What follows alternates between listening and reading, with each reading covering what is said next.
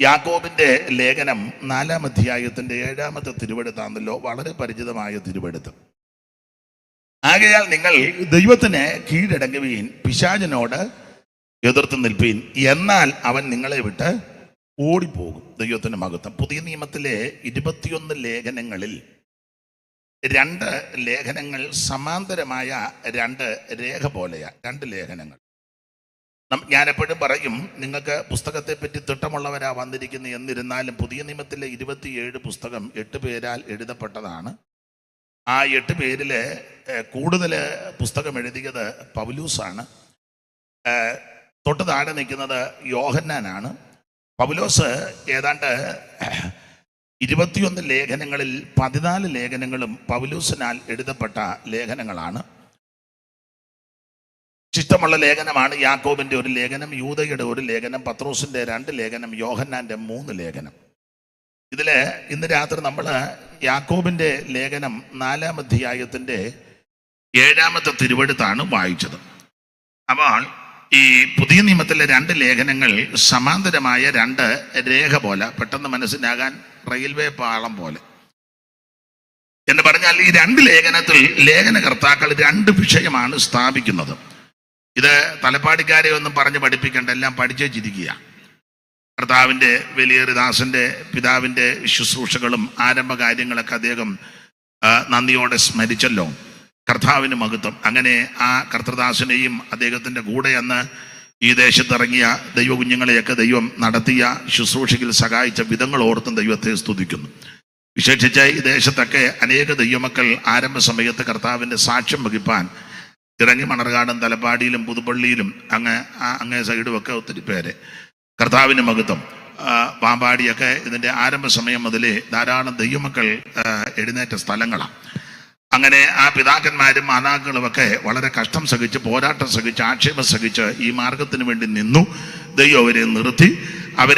അവരിൽ കൂടി കണ്ടതായ നല്ല പാതകളെ വചനപ്രകാരം മുൻപോട്ട് പോകുവാൻ ദൈവം പിന്തുണയ്ക്കും നൽകിയ ഭാഗ്യങ്ങൾ ഓർത്ത് ദൈവത്തെ സ്തുതിക്കുന്നു. അപ്പം ഞാൻ സൂചിപ്പിച്ച നിങ്ങൾക്ക് വചനമൊക്കെ നല്ല തിട്ടമുള്ളവരായി ഇവിടെ ഇരിക്കുന്നത്.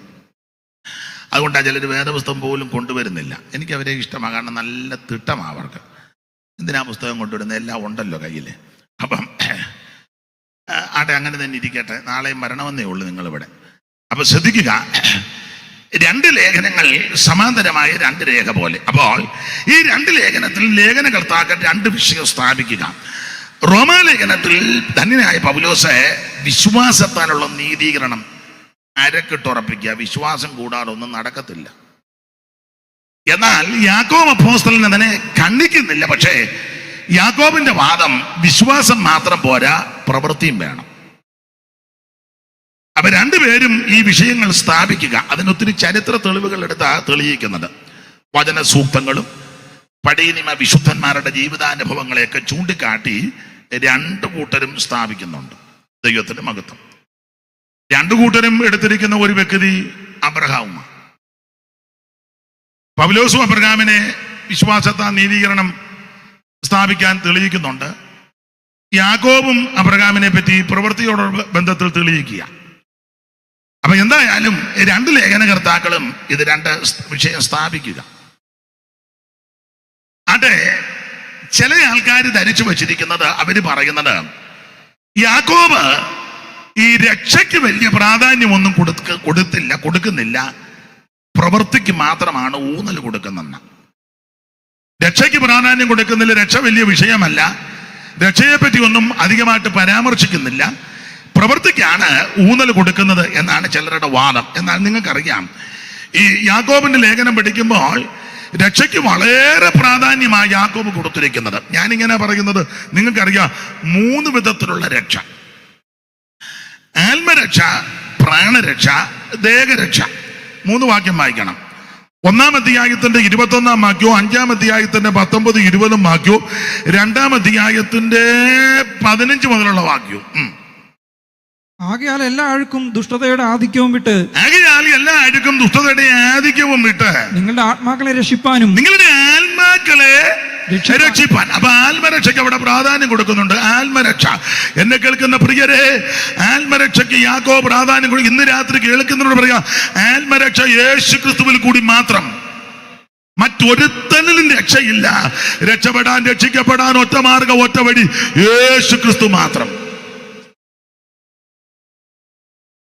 സങ്കീർത്തനത്തിൽ ദാവീദ് ഒരിക്കൽ പറഞ്ഞു, രക്ഷ യഹോവയ്ക്കുള്ളതാണ്. രക്ഷ പള്ളിക്കാർ കൊടുക്കുന്നതല്ല, ബെന്തിക്കോസുകാർ കൊടുക്കുന്നതുമല്ല, അച്ഛന്മാരും ചെമ്മാച്ചനും കപ്പിയാരും ഒന്നും കൊടുക്കുന്നതല്ല രക്ഷ. അത്രാനും തിരുമേനിയും പാമ്പാടി തിരുമേനും കൊടുക്കുന്നതല്ല രക്ഷ. ദയറായിൽ നിന്ന് കിട്ടുന്നതല്ല രക്ഷ. കുമ്പനാട്ടിൽ നിന്ന് കിട്ടുന്നതും അല്ല രക്ഷ. നമ്മുടെ ഹെഡ് ക്വാർട്ടേഴ്സ് എവിടാ? തലപ്പാടിക്കാർ കൊടുക്കുന്നതുമല്ല. രക്ഷ യഹോവയിൽ നിന്ന് വരുന്നതാണ്. ഇത് കാശ് മുടക്കി കിട്ടുന്നതല്ല, വിശ്വാസത്താൽ നേടിയെടുക്കണം. ആ രക്ഷ യേശു ക്രിസ്തുവിൽ കൂടി മാത്രമാണ്. മറ്റൊരുത്തരും രക്ഷയില്ല, യേശു ക്രിസ്തു മാത്രമാണ് രക്ഷകൻ. അപ്പോൾ രക്ഷയ്ക്ക് വലിയ പ്രാധാന്യമാണ് കൊടുക്കുന്ന ആത്മരക്ഷ. 5 പൈസയും കൊടുക്കണ്ട, അര കാശും ഒന്നും കൊടുക്കണ്ട, അര മൈലും നടക്കണ്ട. ഇരിക്കുന്ന കിടത്ത്, കേൾക്കുന്ന കിടത്ത് ഒരൊറ്റ വാക്ക് പ്രാർത്ഥിച്ചാൽ മതി. യേശുവേ എന്നെ രക്ഷിക്കണം, യേശുവേ എൻ്റെ പാപം മോചിക്കണം, യേശുവേ എൻ്റെ ഉള്ളത്തിലേക്ക് വരണം, ഇന്ന് രാത്രി എന്നെ രക്ഷിക്കണമെന്ന് ആര് കർത്താവിനോട് പ്രാർത്ഥിക്കും, അവരെ യേശു ക്രിസ്തു രക്ഷിക്കും. അവിടുന്ന് രക്ഷിപ്പാൻ കഴിവുള്ളവനാ. അപ്പോൾ യാക്കോബ് രക്ഷയ്ക്ക് വളരെ പ്രാധാന്യം കൊടുക്കുക, ആത്മരക്ഷ മാത്രമല്ല. അടുത്തത് പ്രാണരക്ഷ. 5:19-20. സഹോദരന്മാരെ, നിങ്ങളിൽ ഒരുവൻ സത്യം വിട്ട് തെറ്റിപ്പോകുകയും, സഹോദരന്മാരെ നിങ്ങളിൽ ഒരുവൻ സത്യം വിട്ട് തെറ്റിപ്പോകുകയും, അവനെ ഒരുവൻ തിരിച്ചു വരുത്തുകയും, ഒരുവൻ തിരിച്ചു വരുത്തുകയും, വായിച്ചു കുഴപ്പമില്ല, അവനെ ഒരുവൻ തിരിച്ചു വരുത്തുകയും ചെയ്തു. അപ്പൊ സഹോദരന്മാരെ നിങ്ങളിൽ ഒരുവൻ തെറ്റിപ്പോകുകയും, ആ തെറ്റിപ്പോകുന്നവനെ അങ്ങ് തെറ്റിപ്പോട്ടെന്നല്ല, അവനെ തിരിച്ചു വരുത്തണം. തിരിച്ചു വരുത്തണം. ഒരുവൻ തെറ്റിപ്പോയി, ഒരുവൻ പിഴച്ചുപോയി, ഒരുവൻ പാളിപ്പോയി, ഉടനെ സഭക്കാർ അടിയന്തര കമ്മിറ്റി കൂട്ടി അവനെ മുടക്കുകയല്ല. ഇപ്പൊ എല്ലാരും മുടക്കുകാരാ. സെക്രട്ടറിക്ക് ഇഷ്ടമില്ലാത്ത പുള്ളിനെ ഉടനെ പാസ്റ്ററെ കൂട്ടുപിടിച്ചങ്ങ്, ചിലടത്ത് നടക്കുന്ന കാര്യമാണ് ഞാൻ പറഞ്ഞത്. ട്രഷറിനും സെക്രട്ടറിക്കും ചിലരെ ഇഷ്ടമല്ല, ഉടനെ തന്നെ പാസ്റ്ററെ കൂട്ടുപിടിച്ച്, നിങ്ങൾ എന്നെ ഇങ്ങനെ സൂക്ഷിച്ചു നോക്കുന്നത്, ഉടനെ അവനെ അങ്ങ് മുടക്കുക. ഞാനൊരു കാര്യം പറയാം, മുടക്കാൻ എളുപ്പമാ, ഒരുത്തനെ നേടാനാ ബുദ്ധിമുട്ട്. ആത്മാക്കളെ നേടിയിട്ടുള്ളവരോട് ചോദിക്കും, ബുദ്ധിമുട്ട് വല്ലതും ഉണ്ടോ എന്ന്. എത്ര നാൾ കയറി ഇറങ്ങി പ്രാർത്ഥിച്ച്, ചിലർക്ക് വേണ്ടി ഉപവസിച്ച്. പഴയ ഭാഷയാ, ഞാനിപ്പോൾ അത് ഭാഷ പറഞ്ഞാൽ നിങ്ങൾ അംഗീകരിക്കില്ലെങ്കിലും ഭാഷയാ. ചിലർ പറഞ്ഞു കേട്ടോ, ഞാൻ എൻ്റെ കുടലുണക്കി ഉപവസിച്ച് പ്രാർത്ഥിച്ചതാന്ന്. ചില വീട്ടിൽ ചെന്നാൽ നമ്മളെ കയറ്റുകയല്ല. പണ്ടൊക്കെ പിന്നെയും കയറാം, ഇപ്പം ഒട്ടും വലിയ ബുദ്ധിമുട്ടാ. നമ്മള് ലഘുലയായിട്ടും അല്ലേ, ചിലരെ ആക്ഷേപിക്കും, പരിഹസിക്കും, നിന്ദിക്കും. ചിലക്ക് നമ്മൾ റോഡ് നിൽക്കാനും ചിലർ അനുവദിക്കുകയല്ല. എന്നാ വേണ്ട ഞാൻ ഇവന്റെ വെമ്പളയ്ക്ക് ശ്രീധരൻ കിട്ടിയതാ. അല്ല, നമ്മളവിടെ ഉള്ളല്ലോ ഇത്. സ്തോത്രം. അപ്പൊ അങ്ങനെയൊക്കെ നിന്നയും പരിഹാസവും ആക്ഷേപവും ഒക്കെ സഹിച്ച ഒരു വ്യക്തിയെ നേടുന്നത്. ചില വീട്ടിൽ ചെല്ലുമ്പോൾ പ്രശ്നങ്ങളായിരിക്കും. അപ്പൊ അവരുടെ പ്രശ്നങ്ങൾക്ക് പരിഹാരം തരുവാൻ ദൈവസന്നിധിയിൽ ഉപവസിച്ച് പ്രാർത്ഥിക്കും. പൈശാചിക ബാധയുള്ള വ്യക്തികൾ കാണും, അവർക്ക് വേണ്ടി പ്രാർത്ഥിച്ച് വിടുതലെടുക്കണം. ഞാൻ കേട്ടിട്ടുള്ളതാ, ചിന്നമാമ ഞാൻ കണ്ടിട്ടുണ്ട്. എനിക്ക് ഓർമ്മ വന്നൊരു സംഭവം പെട്ടെന്ന് പറയാം. നമ്മുടെ പുതുപ്പള്ളി സഭയെ കൂടിക്കൊണ്ടിരുന്ന നടുക്കോട്ടിലെ ചിന്നമാമ മരിച്ചുപോയി. ബന്ധുക്കാർ വല്ലവരും വന്നോന്ന് അറിയത്തില്ല. ആരെങ്കിലും ഉണ്ടല്ലേ? നിങ്ങൾ കൈ പൊക്കിയല്ല, കൈ പൊക്കിക്കാ ഉണ്ടോ? എല്ലാവരും ഉണ്ടോ? ഓർമ്മയെ വന്നൊരു കാര്യം പറയാ. മാനസികമായി വളരെ ബുദ്ധിമുട്ടിക്കൂടി പോയ മാതാവായിരുന്നു. കേട്ടിട്ടുണ്ട്. അതിരിങ്ക ജോർജ് സാറ് പുതുപ്പള്ളി വേല ചെയ്യുന്ന സമയത്ത് വിശ്വാസത്തോടെ ആ ചരിത്രമൊന്നും ഞാൻ പറഞ്ഞ വീട്ടിൽ ചെന്ന് വേറെ ചില കർത്തൃദാസന്മാരും ഒക്കെ ഉണ്ടായിരുന്നു. ചെന്ന് പ്രാർത്ഥിച്ചു, ഉപവസിച്ചു. ഭ്രാന്തായിരുന്നു, ദൈവം പിടിവിച്ചു. ഉപവസിച്ച് പ്രാർത്ഥിച്ചെന്ന്. അങ്ങനെ എത്രയെത്ര കേസുകൾ. ഓർമ്മ വന്നൊരു കേസ് പറഞ്ഞതേ ഉള്ളൂ. നിങ്ങളുടെ ദൃഷ്ടിയിൽ, നിങ്ങളുടെ അറിവിൽ എത്രയോ കേസുകളുണ്ട്. അങ്ങനെയൊക്കെ എത്രയോ ബന്ധപ്പെട്ട ആത്മാക്കളെ നേടുന്നേ. ഉപവസിച്ചും പ്രാർത്ഥിച്ചും അങ്ങോട്ട് കൊടുത്തും ചെലവാക്കിയും ചെലവഴിച്ചും. പക്ഷെ ഒരുത്തനെ മുടക്കാൻ എളുപ്പമാ, ഒരു പ്രശ്നവുമില്ല. ഒരു ഷീറ്റ് പേപ്പറും ഒരു പേനായും മതി, 10 പേരുടെ ഒപ്പും. ഒരുവനാൽ ഒരുവൻ ഒടുങ്ങിപ്പോകരുത്.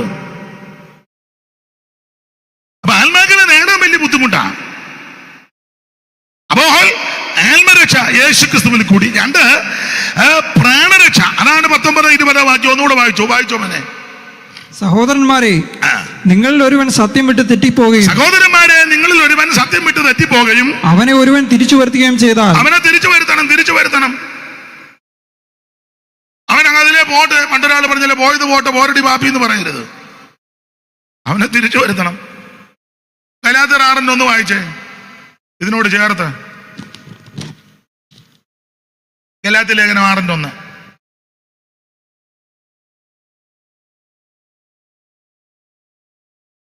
സഹോദരന്മാരെ, ഒരു മനുഷ്യൻ വല്ല തെറ്റിലും അകപ്പെട്ടു പോയെങ്കിൽ ആത്മീകരായ നിങ്ങൾ അങ്ങനെയുള്ളവനെ സൗമ്യതയുടെ ആത്മാവിനാൽ യഥാസ്ഥാനപ്പെടുത്തുകയും. അതാ പ്രമാണം. ഒരുവൻ വല്ല തെറ്റിലും അകപ്പെട്ടു പോയാൽ പെടരുത്. അഥവാ പുസ്തകത്തിൽ അങ്ങനെയൊക്കെ ചില പദങ്ങളുണ്ട്. അബദ്ധവശാൽ, ചിലക്ക് പിന്നെ എന്നും അങ്ങ് അബദ്ധവാ.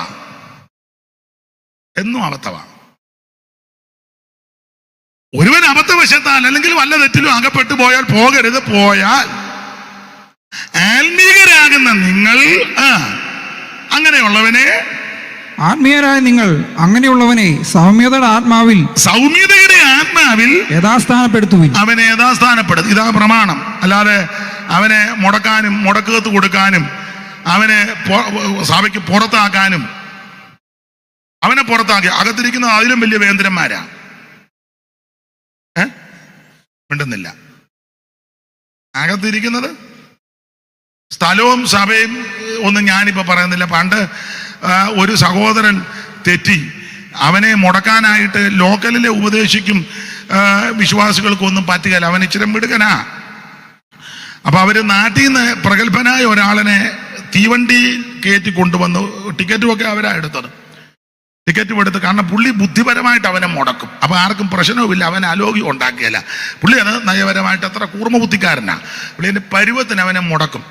അപ്പം എതിര് കക്ഷികളെല്ലാം കൂടെ പുള്ളിക്ക് കാശ് കൊടുത്ത് ടിക്കറ്റും ഒക്കെ എടുത്ത് തീവണ്ടി കയറ്റി പുള്ളിയെ നോർത്ത് ഇന്ത്യയിലൊരു സ്ഥലത്താ അദ്ദേഹത്തെ അവിടെ കൊണ്ടുവന്നു. അപ്പോൾ അവിടെ കൊണ്ടുവന്ന് സഭ കൂടി ഈ കുറ്റം ചെയ്ത വ്യക്തിയും വന്നിട്ടുണ്ട്. എല്ലാവരും കൂടി. അപ്പോൾ വന്ന പുള്ളി കൂർമ്മബുദ്ധിക്കാരനായതുകൊണ്ട് പുള്ളി മുഖവരെയെല്ലാം പറഞ്ഞു ആട്ടെ, ചില വാക്യങ്ങളൊക്കെ വായിച്ചു പറഞ്ഞു, ആട്ടെ, ഈ പറയപ്പെട്ട ആരോപണത്തിന് വിധേയനായ വ്യക്തി വന്നിട്ടുണ്ടോ? അവനെ കൈപൊക്കി. ഉണ്ട്. അപ്പം എതിർകക്ഷികളുമുണ്ട്. ആട്ടെ, നിങ്ങൾക്ക് അവനെ പറ്റി എന്തൊക്കെയാ തെളിവ് തരാനുള്ളത്? അപ്പൊ ഓരോരുത്തർ എഴുന്നേറ്റ് പറഞ്ഞു, ഇന്ന കാര്യം എല്ലാം പറഞ്ഞു. വന്ന പുള്ളി ഇതെല്ലാം കേട്ടേച്ച് നിങ്ങൾ ഇരുന്നാട്ടെന്ന് പറഞ്ഞാട്ടെ, ഈ പറയപ്പെട്ട ആരോപണങ്ങളും കാര്യങ്ങളും ഒക്കെ നീ അംഗീകരിക്കുന്നോ? ഇത് സംഭവിച്ചതാണോ? അവൻ പറഞ്ഞു, എല്ലാം ഞാൻ ചെയ്തതാന്ന് പറഞ്ഞു. എല്ലാം ഞാൻ ചെയ്തതാ. അപ്പൊ വന്ന പുള്ളി നല്ല കൂർമ്മബുദ്ധിക്കാരനാ. അപ്പൊ അദ്ദേഹം പറഞ്ഞാട്ടെ, ആവർത്തനത്തിൽ നിന്ന് വാക്യമൊക്കെ വായിച്ചു പറഞ്ഞു, 2 പക്ഷവും കേൾക്കണമല്ലോ.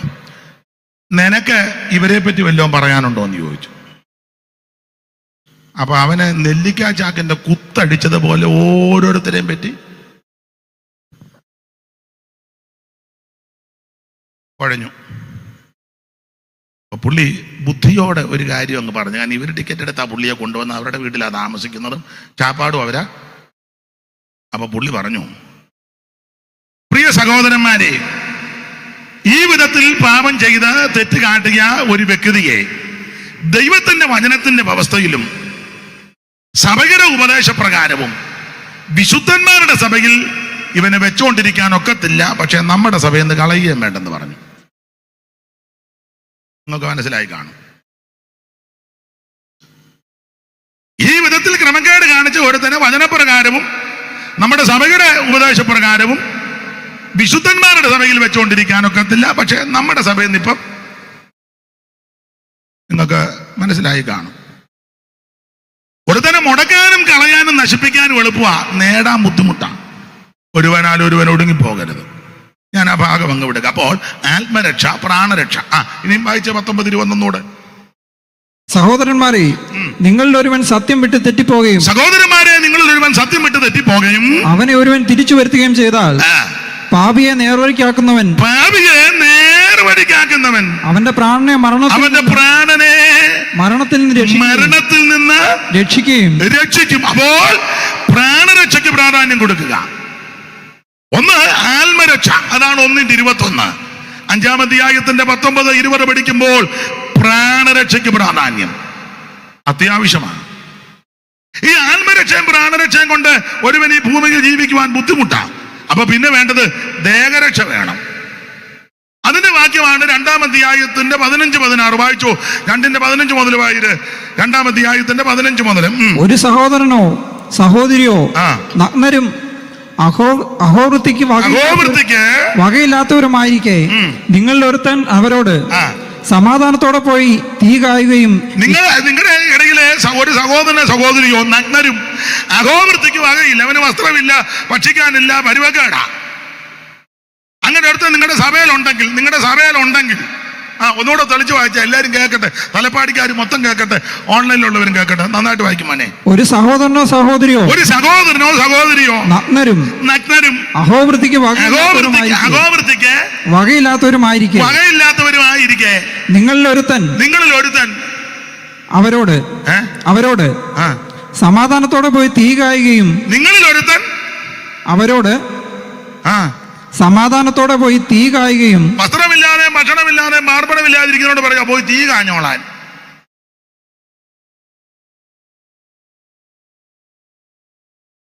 പിണങ്ങാതിരിക്കാമെങ്കിൽ ഒരു കാര്യം പറയാൻ, പിണങ്ങിയാലും എനിക്കൊന്നുമില്ല. നീ 5 കോടിക്കും 10 കോടിക്കും വീട് പണിയുമ്പോൾ നിന്റെ കൂടെ ആരാധിക്കുന്ന ഒരു സഹോദരൻ 2 മുറി പണിത് അത് തേക്കാൻ നിർവാഹമില്ലാതെ, എന്റെ ഭാഷ പറഞ്ഞ പരുക്കനിടാൻ കഴിവില്ലാതെ, ഒരു കറക് വെക്കാൻ കഴിവില്ലാതെ ഞരങ്ങുക.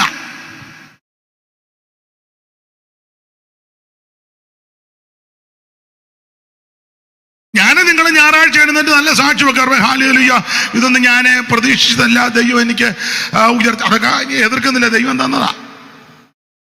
ചില വിഷയങ്ങളുണ്ട്, പ്രാർത്ഥിക്കണം, തേക്കിന്റെ കഥ വെക്കണോ ഈട്ടിയുടെ വെക്കണോ എന്നുള്ളൊരു സംശയത്തിലാണ്. ഇങ്ങനെ രണ്ടിനാ ഞാൻ. അന്നേരം മറ്റവന് പഞ്ഞിപ്പലക കൊണ്ടൊരു കഥ ഉണ്ടാക്കാൻ നിർവാഹമില്ലാതെ അവൻ കിടന്ന് പഞ്ഞിപ്പലക കണ്ടിട്ടില്ലേ? പഞ്ഞി. ദൈവമക്കൾ പ്രാർത്ഥിക്കണം. രാജസ്ഥാൻ മാർബിൾ വേണോ അതോ ഇറ്റാലിയൻ വേണോ എന്ന് 2 തർക്കമായിട്ട് വീട്ടിൽ നിൽക്കുന്നു. വളരെ ടെൻഷനാ. പ്രാർത്ഥിക്കണം. ഇറ്റാലിയൻ വേണോ? അന്നേരം അവൻ 2 ചാക്ക് മെറ്റിലും ഇച്ചിരി മണ്ണും, ഇപ്പൊ മണലല്ല, വേറെ കുന്തമാന്തല്ല, എല്ലാം എംസാൻഡ്. അവൻ അതിച്ചിര കിട്ടിയാന്ന് ഓർത്ത് ഞരങ്ങുക.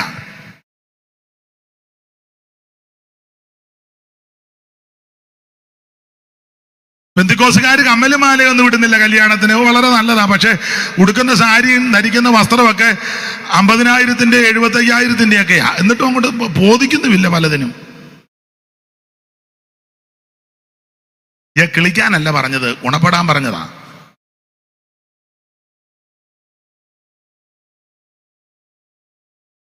നീ 50,000-ന് 60,000-ന് സാരി അല്ലെ സൂട്ടും കോട്ടും, അതിന് ഞാൻ എതിരല്ല, മേടിച്ചോ.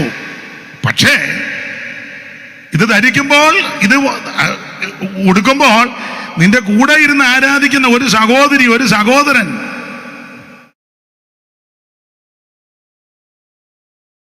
അതോടൊക്കെ നോർക്കണേ. അല്ല കണ്ണടച്ച് കൈയടിച്ചേച്ച് പോയാൽ കാര്യം നടക്കുകയല്ല. സ്തോത്രം. എന്നാണോ എല്ലാവർക്കും ഒരു അരുതാഴിയ പോലെ. ദൈവത്തിന് മഹത്വം. അവരെ കൂടെ ഒന്ന് ഓർക്കണമെന്ന്. അഗോവൃത്തിക്ക് വകയില്ലാതെ അഹോവൃത്തിക്ക് വകയില്ലാത്തവരുമായിരിക്കെ നിങ്ങളിൽ ഒരുത്തൻ അവരോട് സമാധാനത്തോടെ പോയി തീ കായുകയും. അവനെങ്ങനെ സമാധാനം വരാനാ? കൊടുക്കാൻ തുണിയില്ല, അഹോവൃത്തിക്കും വകയില്ല, എങ്ങനെ സമാധാനം? നമ്മൾ പറയാ സമാധാനത്തോടെ തീ കാഞ്ഞു. അടുത്തത് വിശപ്പടക്കുകയും ചെയ്യുവിനെന്ന് പറയുന്നതല്ലാതെ ദേഹരക്ഷയ്ക്ക് ആവശ്യമുള്ളത് കൊടുക്കണം.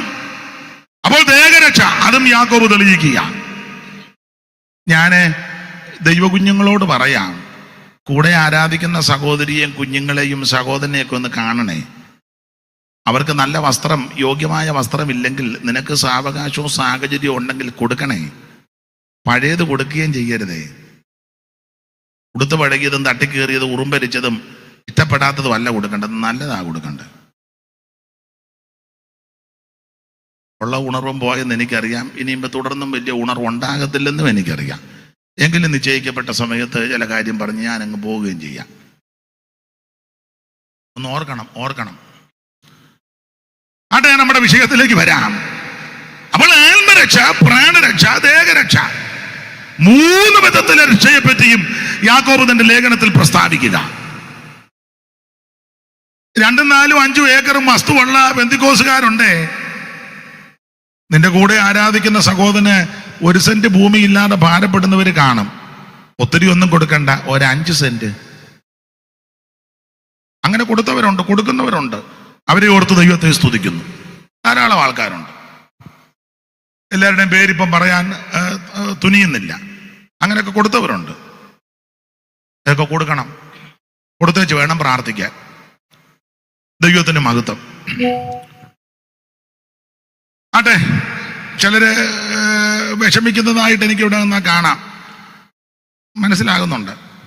ചിലക്ക് ഇപ്പൊ എഴുന്നേറ്റ് പോയാൽ കൊള്ളാമെന്നുണ്ട്. പോകാത്തത് എന്നാന്ന് ചോദിച്ചാൽ അയാൾ ബോധമില്ലാത്തനാ വല്ലതും വിളിച്ചു പറഞ്ഞെങ്കിൽ പിന്നെ ഒളയിൽ നാണക്കേടാ. നിങ്ങൾ അങ്ങനെ അതും എനിക്ക് ആ ഇരിപ്പ് കാണുമ്പോൾ അറിയാം. അപ്പൊ ഒരു കാര്യം പറയാം, ആത്മരക്ഷ, പ്രാണരക്ഷ, ദേഹരക്ഷ, 3 രക്ഷയെ പറ്റിയും യാക്കോബ് തന്റെ ലേഖനത്തിൽ പ്രസ്താവിക്കുക. ഒരു വ്യക്തിയോട് ബന്ധപ്പെട്ട് ഇതിന് 3നും പ്രാധാന്യമാ. ഇതിലേറ്റവും പ്രധാനം ആത്മരക്ഷയാ. അത് യേശുക്രിസ്തുവിൽ കൂടി മാത്രം. അതെ, ഈ യാക്കോബിന്റെ ലേഖനത്തിലെ 5 അധ്യായങ്ങളുണ്ട്. ഈ 5 അധ്യായത്തിലും ഓടിച്ചൊന്ന് പോയാൽ 5 വിഷയങ്ങളാണ് പ്രധാനമായിട്ട്. ഒത്തിരി വിഷയമുണ്ട് നമ്മളോട് ബന്ധപ്പെട്ട്. 1-ാം അധ്യായത്തിൽ പരീക്ഷയെ, 2-ാം അധ്യായത്തിൽ പ്രവൃത്തിക്ക് ഊന്നല്, 3-ാം അധ്യായത്തിൽ നാവിന് നിയന്ത്രണം, 4-ാം അധ്യായത്തിൽ ആത്മീക പോരാട്ടം, 5-ാം അധ്യായത്തിൽ യേശുക്രിസ്തുവിന്റെ പ്രത്യക്ഷത. 5 വാക്യം വായിക്കണം. 1-ാം അധ്യായത്തിന്റെ 12-ാം വാക്യവും, 2-ാം അധ്യായത്തിന്റെ 14-ാം വാക്യവും, 3-ാം അധ്യായത്തിന്റെ 5-ാം വാക്യവും, 4-ാം അധ്യായത്തിന്റെ 7-ാമത്തെ വാക്യം മുമ്പേ വായിച്ച വാക്യവും, 5-ാം അധ്യായത്തിന്റെ 7-ാം വാക്യവും ക്രമത്താലെ വായിച്ചാട്ട് 1-ന്റെ 12, 2-ന്റെ 14, 3-ന്റെ 5, 4-ന്റെ 7, 5-ന്റെ 7. വായിര്, ഞാൻ വെള്ളം കുടിക്കാം. വായിര്. പരീക്ഷ സഹിക്കുന്ന മനുഷ്യൻ ഭാഗ്യവാൻ, അവൻ കൊള്ളാവുന്നവനായി തെളിഞ്ഞ ശേഷം. അവരുടെ പരീക്ഷയെ സംബന്ധിച്ച് ഇനി 2-ന്റെ 14 വായിര കണ്ണിക തുടങ്ങുന്നത്. സഹോദരന്മാരെ, ഒരുത്തൻ തനിക്ക് വിശ്വാസമുണ്ടെന്ന് പറയുകയും പ്രവൃത്തികൾ ഇല്ലാതിരിക്കുകയും ചെയ്താൽ. അപ്പൊ പ്രവൃത്തിക്ക് ഊന്നൽ കൊടുക്കുന്നു. 3-ന്റെ 5. അങ്ങനെ തന്നെ നാവും ചെറിയ അവയവമെങ്കിലും വളരെ വമ്പു പറയുന്നു. അപ്പോൾ നാവിന് നിയന്ത്രണം. ഇത് ഈ 4-ാം അധ്യായത്തിന്റെ കുറുവാക്യം മുമ്പേ വായിച്ച 7. ആകയാൽ നിങ്ങൾ ദൈവത്തിന് കീഴടങ്ങുവീൻ. പിശാചിനോട് എതിർത്ത് നിൽപ്പീൻ. ഈ 5-ന്റെ 7. എന്നാൽ സഹോദരന്മാരെ, കർത്താവിന്റെ പ്രത്യക്ഷത വരെ ദീർഘക്ഷമയോടെ ഇരിപ്പീൻ. യേശുവിന്റെ പ്രത്യക്ഷത. അപ്പോൾ ഓരോ അധ്യായത്തിലും പ്രധാനമായിട്ട് ഓരോ വിഷയങ്ങള് യാക്കോബ് തെളിയിക്കുക. ഇടയ്ക്ക് 1-2 കാര്യം കയറി പറയാം. യാക്കോബിന്റെ ലേഖനം വളരെ ഈടുറ്റ ഒരു ലേഖനമാണ്, നല്ല ലേഖനമാണ്. പ്രവർത്തിക്ക് ആ ഊന്നൽ കൊടുത്തേക്കുന്നത്. ഈ യാക്കോബ് 1-ാം അധ്യായത്തിന്റെ 1 വായിച്ചു. 1-ന്റെ 1. ദൈവത്തിന്റെയും കർത്താവായ യേശുക്രിസ്തുവിന്റെയും ദാസനായ യാക്കോബ് എഴുതുന്നത്. അപ്പൊ യാക്കോബ് ആരാന്നാ? യേശുക്രിസ്തുവിന്റെ ആരാ യാക്കോബ്? ദാസൻ. ഈ ലേഖനത്തിൽ കൊടുത്തിരിക്കുന്ന പ്രയോഗം യേശുക്രിസ്തുവിന്റെ ദാസൻ എന്നാണ്. എന്നാൽ ചരിത്രവും മറ്റു കാര്യങ്ങളും പഠിക്കുമ്പോൾ ഒറ്റ വാക്കി പറഞ്ഞാൽ യേശുക്രിസ്തുവിന്റെ സഹോദരനാണ്. ക്ലിയറായിട്ട് പറഞ്ഞാൽ യേശുക്രിസ്തുവിന്റെ അർത്ഥ സഹോദരനാകുന്ന യാക്കോബ് എന്ന് പറഞ്ഞാൽ അമ്മ ഒന്നാണ്, ജനനം 2 വിധത്തില യേശുവിന്റെ ജനനം. അമ്മ ഒന്നാ, വചനം ജഡമായി തീർന്നതാ. പരിശുദ്ധാത്മാവിന്റെ ശക്തിയാൽ, അത്യുന്നതിന്റെ ശക്തി പരിശുദ്ധാത്മാവ് നിന്റെ മേൽ വരും. അങ്ങനെയാ ക്രിസ്തുവിന്റെ ജനനം. എന്നാൽ യാക്കോബിന്റെ ജനനം അങ്ങനല്ല. വചനം ജഡമായി തീർന്നതല്ല, സ്വാഭാവിക ജനനമാണ്. യേശുക്രിസ്തുവിന്റെ തിരുജനനം അവൻ തിരുവെടുത്ത് പറഞ്ഞതുപോലുള്ള ജനനമാണ്. അതെ. അപ്പൊ അമ്മ ഒന്നാ എന്ന് പറഞ്ഞാൽ യേശുക്രിസ്തുവിന്റെ അമ്മ നിത്യ കന്യകയല്ല. അങ്ങനെയൊക്കെ ചിന്തിക്കുകയും വിശ്വസിക്കുകയും ആചരിക്കുകയും അംഗീകരിക്കുകയും ചെയ്യുന്ന ആൾക്കാര് ലോകത്തിലുണ്ട്. എന്നാൽ വചനത്തെ ഭയപ്പെടുന്നവരും വചനത്തിൽ വിശ്വസിക്കുന്നവരും വചനമനുസരിക്കുന്നവരും വചനത്തെ അവൻ അംഗീകരിക്കുന്നവര് മറിയമെന്ന് പറയുന്ന മാന്യ വനിത, ആ മഹതി നിത്യകന്യകയല്ല. കാരണം നമ്മുടെ കർത്താവാകുന്ന യേശുക്രിസ്തുവിനെ പ്രസവിച്ച അനന്തരം അമ്മ വീണ്ടും മക്കളെ പ്രസവിച്ചു. അമ്മയ്ക്ക് വീണ്ടും മക്കളുണ്ടായിരുന്നു, ആ പിള്ളേരും പെൺപിള്ളേരും ഉണ്ടായിരുന്നു. ഒരു വാക്യം വായിച്ചു. ഇതെല്ലാം അറിവുള്ള വാക്യമാ, നിങ്ങൾക്കിതെല്ലാം അറിയാം, എങ്കിലും ഒന്ന് വായിപ്പിക്കുക. 6:3 വായിച്ചേ. മർക്കോസ് 6:3 പെട്ടെന്ന്.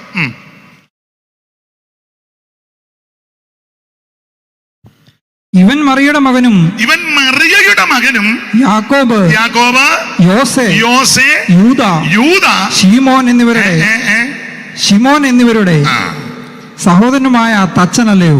അപ്പൊ ശ്രദ്ധിച്ചേ, യാക്കോബ്, യോസെ, യൂദ, ശിമോൻ എന്നിവരുടെ സഹോദരനുമായ തച്ചനല്ലയോ?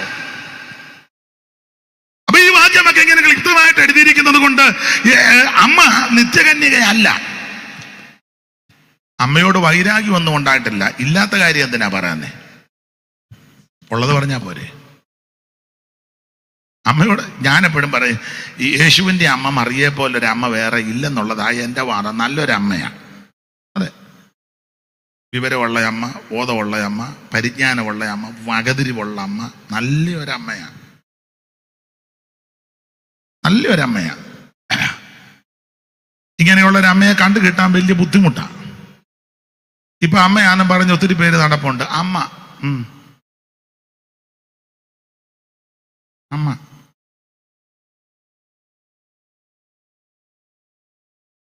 എൻ്റെ അമ്മേ.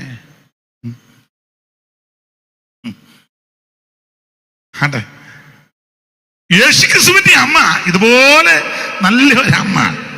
പക്ഷെ അമ്മ നിത്യകന്യകയല്ല. ക്രിസ്തുവേശുവിനെ പ്രസവിച്ച അനന്തരം വീണ്ടും മക്കളെ പ്രസവിച്ചു. അതുകൊണ്ടല്ലോ വ്യക്തമായിട്ട് വാക്യം. അതുകൊണ്ടാണല്ലോ അവിടുത്തെ തിരുജനനത്തോട് ബന്ധപ്പെട്ട് കൊടുത്തിരിക്കുന്ന പദപ്രയോഗം ഇങ്ങനെ, ആദിജാതനെ പ്രസവിച്ചെന്ന. അപ്പൊ അതിന്റെ അർത്ഥം വേറെ ജാതന്മാര് ഉണ്ടായെന്ന. ഇത് ആദിജാതൻ, പുറകെ വേറെ ഉണ്ട്. യാക്കോബിനെ പറ്റി പറയുന്നത് യേശുക്രിസ്തുവിന്റെ സഹോദരൻ യാക്കോബ് എന്ന വേറൊരു വാക്യമുണ്ട്. യേശുവിന്റെ അങ്ങനെ തന്നെ എഴുതിയിട്ടുണ്ട്, സഹോദരൻ യാക്കോബ്. കാരണം ഈ ശൗല് രക്ഷിക്കപ്പെട്ടു, ഡമസ്കസിന്റെ പടിക്ക് വെച്ച ഈ മാർഗക്കാരാകുന്ന ആൾക്കാരെ കണ്ട കൊല്ലാൻ യെരൂശലേമിൽ ചെന്ന് മഹാപുരോഹിതന്റെ അധികാരപത്രം വാങ്ങി വാഹനമൃഗത്തിന്റെ പുറത്ത് വാശിയോടെ, എന്ന് പറഞ്ഞാൽ യഹൂദ മതത്തിന്റെ എരിവോടെ വരിക, വീട് കയറി ഉപദ്രവിക്കുക. 8-ാം അധ്യായത്തിൽ സ്തെഫാനോസിനെ കൊന്നത് ശൗലിന് സമ്മതമായി. കൊല്ലാൻ പോയ ആൾക്കാരുടെ വസ്ത്രമല്ല പുള്ളിയാ സൂക്ഷിച്ചത്. പുള്ളിക്ക് ഇഷ്ടപ്പെട്ടു. സ്തെഫാനോസിനെ കല്ലെറിഞ്ഞ് കൊന്നപ്പോൾ പുള്ളി ബലേവേഷ് പറഞ്ഞ ആളാണ്. വളരെ താല്പര്യമായിരുന്നു യഹൂദ മതത്തിന്റെ എരിവ്. ഈ മതഭ്രാന്തി കയറി, മതത്തിന്റെ ഈ എരിവ് കയറി യെരൂശലേമിൽ ചെന്ന് അധികാരപത്രവും വാങ്ങി വരുന്ന അളവിലാണ് ഡമസ്കസിന്റെ പടിക്ക് വെച്ച് നട്ടുച്ച നേരത്ത് സൂര്യനേക്കാൾ കവിഞ്ഞ പ്രകാശം. നിങ്ങൾക്കറിയാം, ഈ പ്രകാശം ഉണ്ടായി താഴെ വീണു. താഴെ പോയി കണ്ണും കാണാൻ പാടില്ല. ചോദിച്ചു ആരാന്ന്. അപ്പൊ തിരുശബ്ദം, നീ ഉപദ്രവിക്കുന്ന നസറയനായ യേശുവാ ഞാൻ. ദൈവത്തിന്റെ മഹത്വം വിവരിക്കുന്നില്ല. യേശുവിനെ കണ്ട കാര്യം അഗ്രിപ്പാവിനോടും പിന്നത്തേതിൽ പ്രസ്താവിക്കുമ്പോൾ പറയുന്നുണ്ടല്ലോ, സ്തോത്രം, ഞാൻ നട്ടുച്ച നേരത്ത് സൂര്യനേക്കാൾ കവിഞ്ഞ ഒരു വലിയ പ്രകാശം. അത് പിന്നീട് കൊരിന്ത്യലേഖനത്തിൽ വരുമ്പോൾ അത് തെളിയിച്ചു കൊടുത്തു. ഒടുവിൽ അകാല പ്രജ പോലുള്ള എനിക്കും അവിടുന്ന് പ്രത്യക്ഷനായി. അപ്പൊ ശ്രദ്ധിക്കുക, യേശുവിനെ കണ്ടു. യേശുവിനെ കണ്ടതിന് ശേഷം അദ്ദേഹം ഡമസ്കസിലുള്ള ശിഷ്യന്മാരുമായിട്ട് കുറച്ചു നാള് താമസിച്ചു. 9-ാം അധ്യായത്തിന്റെ 19 തോന്നുന്നു. അപ്പോസ്തല പ്രവൃത്തി 9:19 തോന്നുന്നു. ആ കണ്ണിക തുടങ്ങുന്നിടത്ത് ഡമസ്കസിലുള്ള ശിഷ്യന്മാരുമായിട്ട് കുറച്ച് നാള് അവൻ അവിടെ പാർത്തുന്നൊരു വാക്യമുണ്ട്. 9:2 ഈ ഭാഗം ഇത് വായിച്ചു, എൻ്റെ ചൂണ്ടുപരലിക്കുന്നിടത്ത് വായിച്ചു. അവിടെ തന്നെ വായിച്ചു. അവൻ ഡമസ്കസിലുള്ള ശിഷ്യന്മാരുടെ കൂടെ, അതല്ലേ? അത് തന്നെ.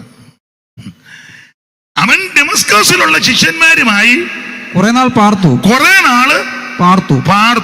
ശൗല് ഇതൊന്ന് വായിച്ചേ, ഈ 4-ാം വാക്യം. ചിതറിപ്പോയവർ വചനം ഇവിടെയാ, ഏറ്റവും മുകളിലോ,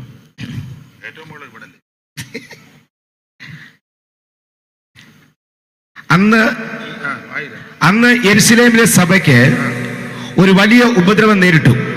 അപ്പോസ്തലന്മാരൊഴികെ എല്ലാവരും യഹൂദ്യ ശമരിയ ദേശങ്ങളിൽ ചിതറിപ്പോയി.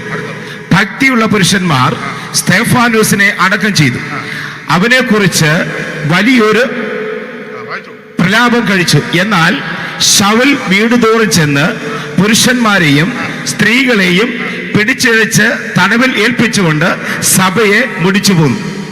ശൗൽ എന്ന് പറയുന്ന യൗവനക്കാരൻ വീടുകൾ മുഴുവൻ കയറി പുരുഷന്മാരെയും സ്ത്രീകളെയും കുഞ്ഞുങ്ങളെയും ഈ മാർഗക്കാരെ മുഴുവൻ പിടിച്ചു വലിച്ചണച്ച് ഉപദ്രവിക്കുക. അത് 8-ാം അധ്യായത്തിന്റെ എത്രാം വാക്യമാ? 4 അല്ലേ? 3-4 വാക്യം. 8-ാം അധ്യായത്തിന്റെ 3-4 വാക്യത്തിൽ ഈ മാർഗക്കാരെ കണ്ടാൽ കൊല്ലാൻ വ്യഗ്രത പൂണ്ട് ഇവരുടെ വീടുകൾ കയറി, ഭവനവേദനമാ, അതിനാ കേസ് എടുക്കണ്ടേ, പിടിച്ച് വലിച്ച് എടച്ച് തടവിലേൽപ്പിക്കുക ഈ മാർഗക്കാരെ. പക്ഷേ 9-ാം അധ്യായത്തിൽ ഡമസ്കസിന്റെ പടിക്ക് വെച്ച് യേശുവിനെ കണ്ടു. യേശുവിനെ കണ്ടു കഴിഞ്ഞപ്പം മാറി, വ്യത്യാസമായി.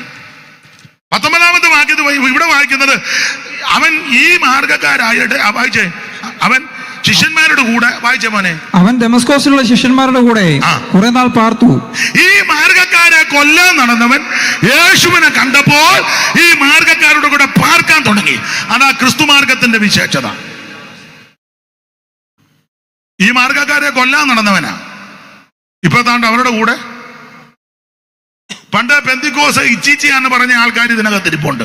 ഇപ്പം അല്ലേ, പണ്ട് കമ്മൽമാല ഊരി നടക്കുക. ഇപ്പൊ താണ്ടെ മത്തി വെട്ടി കഴിയ പോലെ.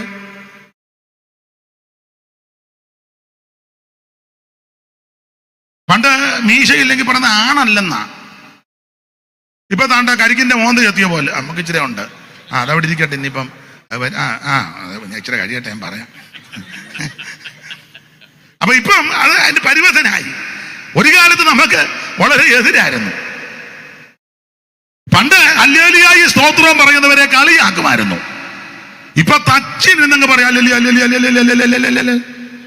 അത് മറുഭാഷയാണ്. ദൈവം തിരിച്ചു കൊണ്ടുവരുന്ന കണ്ടോ? അപ്പൊ ശ്രദ്ധിക്കുക, ഈ മാർഗക്കാരെ കൊല്ലാൻ നടന്നവൻ ഡമസ്കസിന്റെ പടിക്ക് വെച്ച് യേശുവിനെ കണ്ടു കഴിഞ്ഞപ്പോൾ അവൻ സ്വഭാവം മാറി ഈ മാർഗക്കാരുടെ കൂടെ പാർക്കാൻ തുടങ്ങി. അങ്ങനെ കുറച്ചു നാൾ പാർത്തെങ്കിലും ഇദ്ദേഹം പിന്നീട് നേരെ അറബിയിലേക്ക് പോയി. അറബിയിൽ പോയി കർത്താവിന്റെ സന്നിധിയിൽ ഇരുന്നു. കർത്താവിന്ന് പ്രാപിച്ചു. അതാ കൊരിന്ത്യർ 11:23 തിരുമേശയ്ക്കൊക്കെ നമ്മൾ വായിക്കുമല്ലോ, ഞാൻ കർത്താവിങ്കിൽ നിന്ന് പ്രാപിക്കുകയും നിങ്ങൾ കേൾപ്പിച്ചു എന്ന് പറഞ്ഞാൽ യേശുക്രിസ്തുവിനെ കണ്ടു കഴിഞ്ഞ് അദ്ദേഹം പിന്നീട് പറഞ്ഞു, ഞാൻ യെരൂശലേമിലോട്ടൊന്നും അങ്ങനെ പോയില്ല. യെരൂശലേമിൽ വലിയ പ്രമാണിമാരൊക്കെ ഉണ്ടായിരുന്നു, ഞാനൊരു പ്രമാണിയൊക്കെ പോയുമില്ല.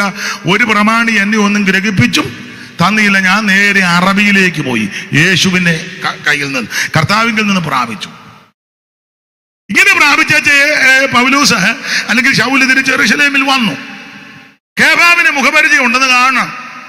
അങ്ങനെ കണ്ടു കഴിഞ്ഞ് യെരൂശലേമിൽ വന്നു കഴിഞ്ഞപ്പോൾ മറ്റ് അപ്പോസ്തലന്മാരെ ഒന്നും കണ്ടില്ല. പിന്നെ ആകെ കൂടെ കണ്ടത്, അത് പറയാനാ ഇത്രയും ഞാൻ പറഞ്ഞേ, ഇങ്ങനെ എടുത്തിക്കണേ, യേശുവിന്റെ സഹോദരനാകുന്ന യാക്കോബ്. ഗലാത്യ ലേഖനം 1:19 വായിച്ചേ. ഗലാത്യ ലേഖനം 1-ാം അധ്യായത്തിന്റെ 19-ാം വാക്യം. 3 കഴിഞ്ഞു വായിക്കും. എന്നാൽ കർത്താവിന്റെ സഹോദരനായ യാക്കോബിനെ അല്ലാതെ ആ കണ്ണിക തുടങ്ങുന്നത് മുതൽ വായിര്. 3 ആണ്ട് കഴിഞ്ഞിട്ട്. എത്ര വാക്യമാ? 18. 18 മുതൽ വായിര്. 3 ആണ്ട് കഴിഞ്ഞിട്ട് കേഫാവുമായി മുഖപരിചയമാകേണ്ടതിന് യെരൂശലേമിലേക്ക് പോയി 15 ദിവസം അവനോട് കൂടെ പാർത്തു. 15 മാസം അവന്റെ കൂടെ പാർത്തു. അടുത്തത്, എന്നാൽ കർത്താവിന്റെ സഹോദരനായ യാക്കോബിനെ അല്ലാതെ കർത്താവിന്റെ സഹോദരൻ യാക്കോബ്. അതുകൊണ്ടാ പറഞ്ഞത് യേശുക്രിസ്തുവിന്റെ അമ്മ നിത്യകന്യകയല്ല. മർക്കോസ് 6:3 മക്കളുടെ പേര് പറഞ്ഞു. ഇവിടെ ഒന്നുകൂടെ അരക്കിട്ട് തെളിയിച്ചിരിക്കുക, യേശുവിന്റെ സഹോദരനായ യാക്കോബ്. ഈ യാക്കോബ് ആണ് ഈ ലേഖനം എഴുതിയത്. പക്ഷെ ലേഖനം എഴുതിയപ്പോൾ യാക്കോബിന്റെ മനോഗുണം നോക്കിയേ, എങ്ങനെയാ പരിചയപ്പെടുത്തിയത്? വായിച്ചേ മോനെ, യാക്കോബ് 1:1. കർത്താവിന്റെ സഹോദരൻ യാക്കോബാ, പക്ഷെ ലേഖനം എഴുതിയപ്പോൾ തന്നെ ഒന്ന് പരിചയപ്പെടുത്തിയത് എങ്ങനെ? ദൈവത്തിന്റെയും കർത്താവായ യേശുക്രിസ്തുവിന്റെയും ദാസനായ യാക്കോബ്. കണ്ടോ മനോഗുണം കണ്ടോ? യേശുക്രിസ്തുവിന്റെ ദാസനായ യാക്കോബ്. ഞാനോ നിങ്ങളോ എഴുതുകാരനെ എങ്ങനെ ആയിരിക്കും നമ്മളെ പരിചയപ്പെടുത്തുന്നത്? നിങ്ങൾ എന്തേലും ഒന്ന് പറ. ഞാനോ നിങ്ങളോ ഈ ലേഖനം എഴുതുകാരനെ യാക്കോബിന്റെ സ്ഥാനത്ത് നമ്മളായിരുന്നു എങ്ങനെ ആയിരിക്കും പരിചയപ്പെടുത്തുന്നത്? ദൈവം, ഞാൻ എഴുതുകാരനെങ്കിൽ മിക്കവാറും ഇങ്ങനെ എഴുതാനാ സാധ്യത. ദൈവത്തിന്റെ അനിയനായ യാക്കോബ്. കാരണം യേശു ദൈവമാണ്. തീത്തോസ് കൊടുത്തിരിക്കുന്നത് മഹാദൈവവും നമ്മുടെ രക്ഷിതാവുമാകുന്ന യേശു ക്രിസ്തു. അപ്പൊ അങ്ങനെ വെച്ച് പഠിക്കുമ്പോൾ ഇങ്ങനെ വേണം എഴുതും, ദൈവത്തിന്റെ അനിയനായ യാക്കോബ്. അങ്ങനെ എഴുതണ്ട. പക്ഷെ യാക്കോബിന്റെ മനോഗതി നിങ്ങൾ നോക്കിയേ, ആ മനോഗുണം നോക്കിയേ, യേശുക്രിസ്തുവിന്റെ ദാസൻ.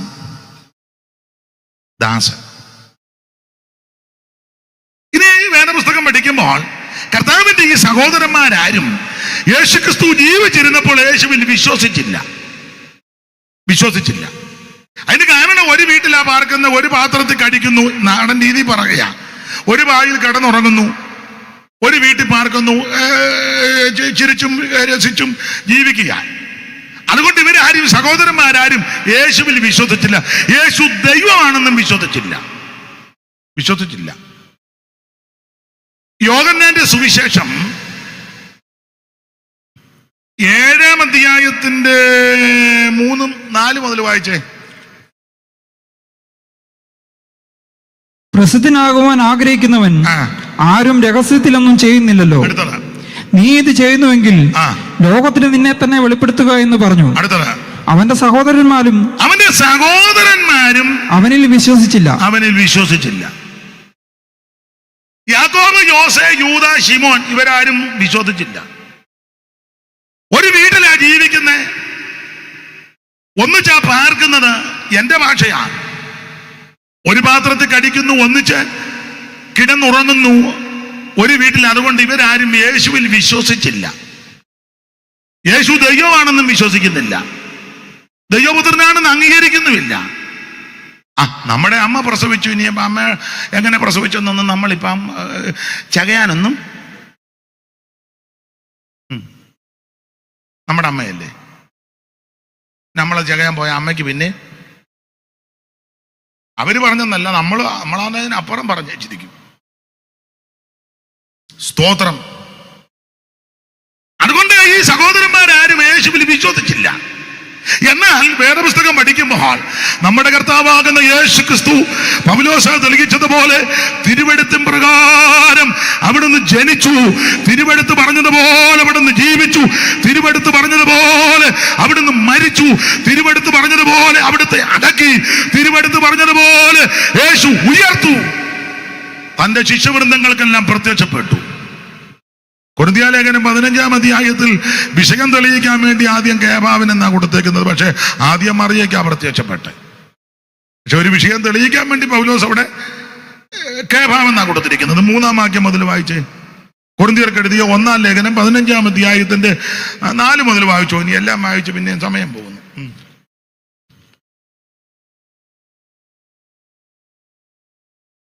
വായിക്കല്ലേ. 15:4 കൊരിന്ത്യർക്ക് എഴുതിയ 1-ാം ലേഖനം 15-ാം അധ്യായത്തിന് 4-ാം വാക്യം വലത്ത് വശത്താണ്ട കണിക ഇത് താഴെ. തിരുവെഴുത്തുകളിൽ പ്രകാരം 3-ാം നാൾ ഉയർത്തെഴുന്നേറ്റ് കേഫാവിനും 3 മുതൽ വായിച്ചേ. ക്രിസ്തു നമ്മുടെ പാപങ്ങൾക്ക് വേണ്ടി യേശുക്രിസ്തു നമ്മുടെ പാപങ്ങൾക്ക് വേണ്ടി തിരുവെഴുത്തുകൾ പ്രകാരം മരിച്ചു അടക്കപ്പെട്ട് തിരുവെഴുത്തുകളിൽ പ്രകാരം 3-ാം നാൾ ഉയർത്തെഴുന്നേറ്റ് പിന്നെ കേഫാവിനും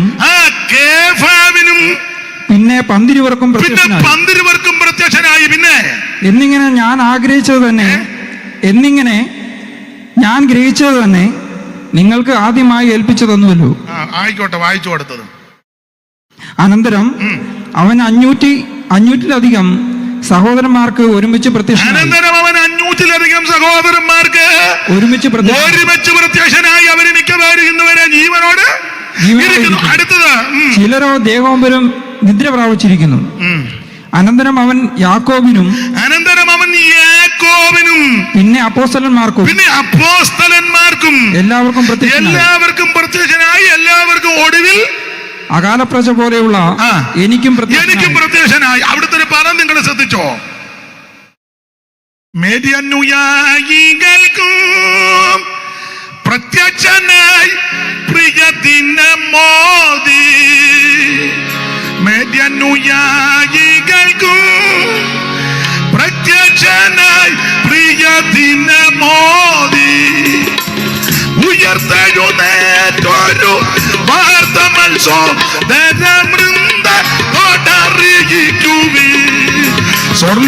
സ്വർലോകരാജൻ സ്വർലോകരാജൻ സ്വർലോകരാജൻ സ്വർലോകരാജൻ സ്വർലോകരാജൻ സ്വർലോകരാജൻ അതിശയമേ മേരിയിൽ ഉരുവായി മഹിമയെ വീണ്ടവനെ. അതിശയമേ മേരിയിൽ ഉരുവായി മഹിമയെ വീണ്ടവനെ. സ്വർലോകരാജൻ സ്വർലോകരാജൻ സ്വർലോകരാജൻ.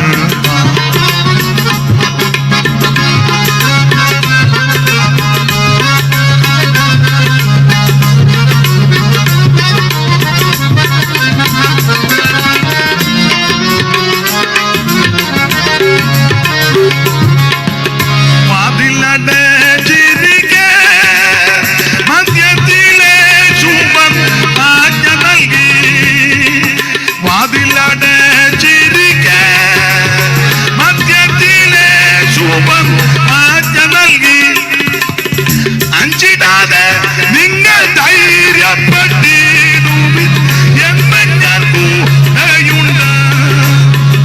അഞ്ചിടാതെ നിങ്ങൾ ധൈര്യപ്പെട്ടിടുവിൻ എന്ന് ഞാൻ കൂടെയുണ്ട്.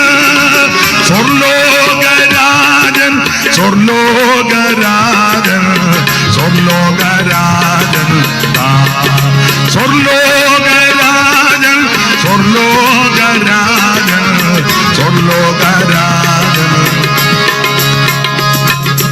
അപ്പൊ ശ്രദ്ധിക്കുക, ഇവിടെ ആദ്യം കേവാവിന് പ്രത്യക്ഷപ്പെട്ടു, 10 ശിഷ്യന്മാർക്ക് 12 പേർക്ക് പ്രത്യക്ഷപ്പെട്ടു. അതെല്ലാം പറഞ്ഞ് 500-ലധികം പേർക്ക് ഒരുമിച്ച് പ്രത്യക്ഷപ്പെട്ടു. എന്നിട്ട് പറയുകയാ യാക്കോബിനും പ്രത്യക്ഷപ്പെട്ടെന്ന്. അങ്ങനെ ഒരു പദമുണ്ട്, മുമ്പേ വായിച്ചല്ലോ. അനന്തരം അവൻ യാക്കോബിനും പിന്നെ യാക്കോബിനും പ്രത്യക്ഷപ്പെട്ടു. യോഹന്നാന്റെ സുവിശേഷം 7-ാം അധ്യായത്തിൽ ഈ യാക്കോബ്, യോസെ, യൂദാ, ശിമോൻ ഇവരാരും യേശുവിൽ വിശ്വസിച്ചവരല്ല. അമ്മ പ്രസവിച്ചത് അർത്ഥ സഹോദരനാണെന്ന് മനസ്സിലായി. പക്ഷേ ഉയർത്ത ക്രിസ്തു യാക്കോബിന് പ്രത്യക്ഷപ്പെട്ട് കഴിഞ്ഞപ്പോൾ എന്റെ ഭാഷയാ കളി മാറി.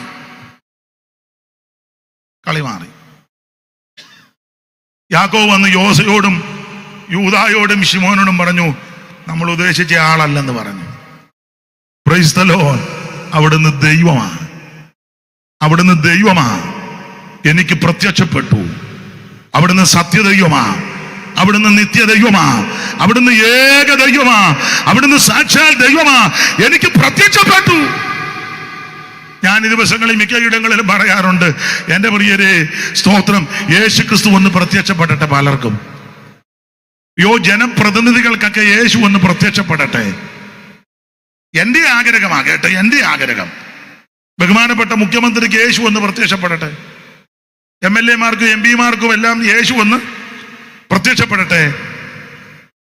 ഇന്ത്യയുടെ ബഹുമാനപ്പെട്ട പ്രധാനമന്ത്രി അവർക്ക് യേശു ഒന്ന് പ്രത്യക്ഷപ്പെടട്ടെ. പ്രതിപക്ഷ നേതാക്കന്മാർക്ക് യേശു ഒന്ന് പ്രത്യക്ഷപ്പെടട്ടെ. വ്യോമസേനയിലും കരസേനയിലും നാവികസേനയിലും ഒക്കെ ഉന്നത അധികാരത്തിലിരിക്കുന്നവർക്കൊക്കെ യേശു ഒന്ന് പ്രത്യക്ഷപ്പെടട്ടെ. ഇങ്ങോട്ട് ഇപ്പൊ നടക്കുകയല്ലെന്ന് ഓർത്താ ഒരാമേനെങ്കിലും പറയണ്ടേ? ഇരിക്കുക, കുത്തിയിരിക്കുക. യേശു പ്രത്യക്ഷപ്പെടുമെന്ന് ഈ പറഞ്ഞവർക്കെല്ലാം യേശു പ്രത്യക്ഷപ്പെട്ടെങ്കിൽ ഇവർക്കും പ്രത്യക്ഷപ്പെടും. സാധു സുന്ദർ സിംഗിന് മാത്രമല്ല പ്രത്യക്ഷപ്പെടുന്നത്, നിനക്കും പ്രത്യക്ഷപ്പെടും. കർത്താവ് ഒന്ന് പ്രത്യക്ഷപ്പെട്ടാൽ മതി, കളി മാറുമെന്നായി പറഞ്ഞത്. സ്ഥിതി മാറും. ദൈവത്തിന് മഹത്വം. നിന്റെ അയലത്തുള്ളവർക്ക് യേശു പ്രത്യക്ഷപ്പെടട്ടെ. കുടുംബത്തിൽപ്പെട്ടവർക്ക്, ചാർച്ചയിൽപ്പെട്ടവർക്ക്, ദേശവാസികൾക്ക്, ഇന്ന് രാത്രിയോടെ വന്നിരിക്കുന്നവർക്കൊക്കെ യേശു ക്രിസ്തു ഒന്ന് പ്രത്യക്ഷപ്പെടട്ടെ. അവിടുത്തെ പ്രത്യക്ഷത കണ്ടു കഴിഞ്ഞാൽ പിന്നെ വ്യത്യാസമല്ലേ? ഈ ഓരോരുത്തർ വഴി നടന്നു പോയപ്പോ വയലിൽ നിധി ഇരിക്കുന്ന കണ്ടു. നിധി കണ്ടു. നിധി കണ്ടപ്പോ അവന് നെഞ്ചുവേദന വന്നെന്നാണോ? പിന്നെ നിധി കണ്ടപ്പോ അവൻ എന്തോ പറ്റിപ്പാനെ?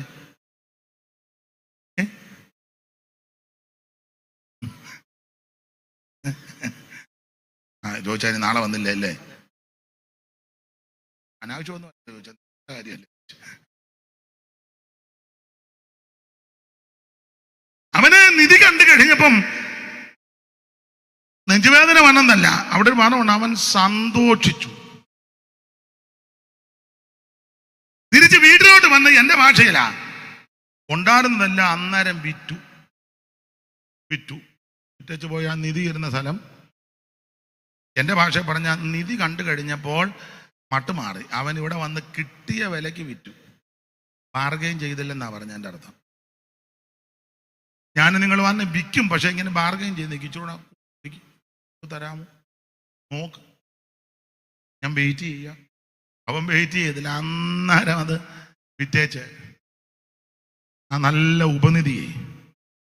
ആട്ടെ, നമുക്ക് വിഷയത്തിലേക്ക് വരാം. ദൈവത്തിന് മഹത്വം. യാക്കോബിന് യേശു പ്രത്യക്ഷപ്പെട്ട് കഴിഞ്ഞപ്പോൾ കളി മാറി. യാക്കോബ് എന്ന് പറഞ്ഞു, നമ്മൾ ഉദ്ദേശിച്ച ആളല്ല, അവിടുന്ന് സത്യദൈവമാ, നിത്യദൈവമാ, ഏകദൈവമാ, സാക്ഷാൽ ദൈവമാന്ന് പറഞ്ഞു. ഈ യാക്കോബാണ് ഈ ലേഖനം എഴുതിയിരിക്കുന്നത്. ആട്ടെ, യാക്കോബിനെ കൊണ്ട് അങ്ങനെ കാര്യങ്ങൾ തീർത്തെഴുതിപ്പിച്ചു.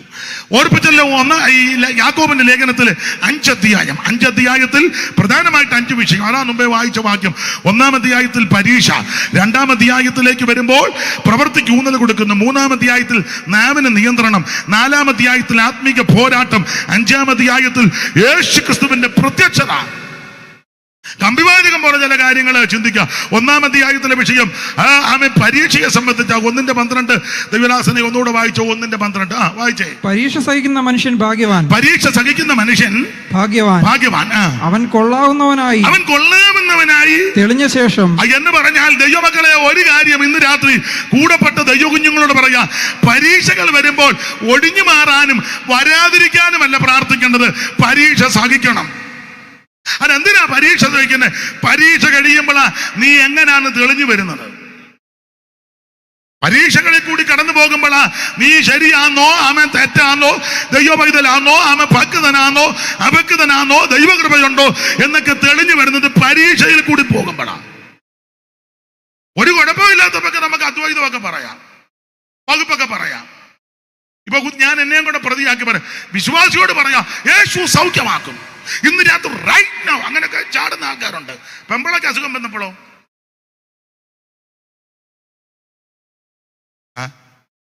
നിങ്ങളുടെ കാര്യമല്ല ഞാൻ പറഞ്ഞ, ഞാൻ പൊതുവിലൊരു അഭിപ്രായം പറഞ്ഞതാ.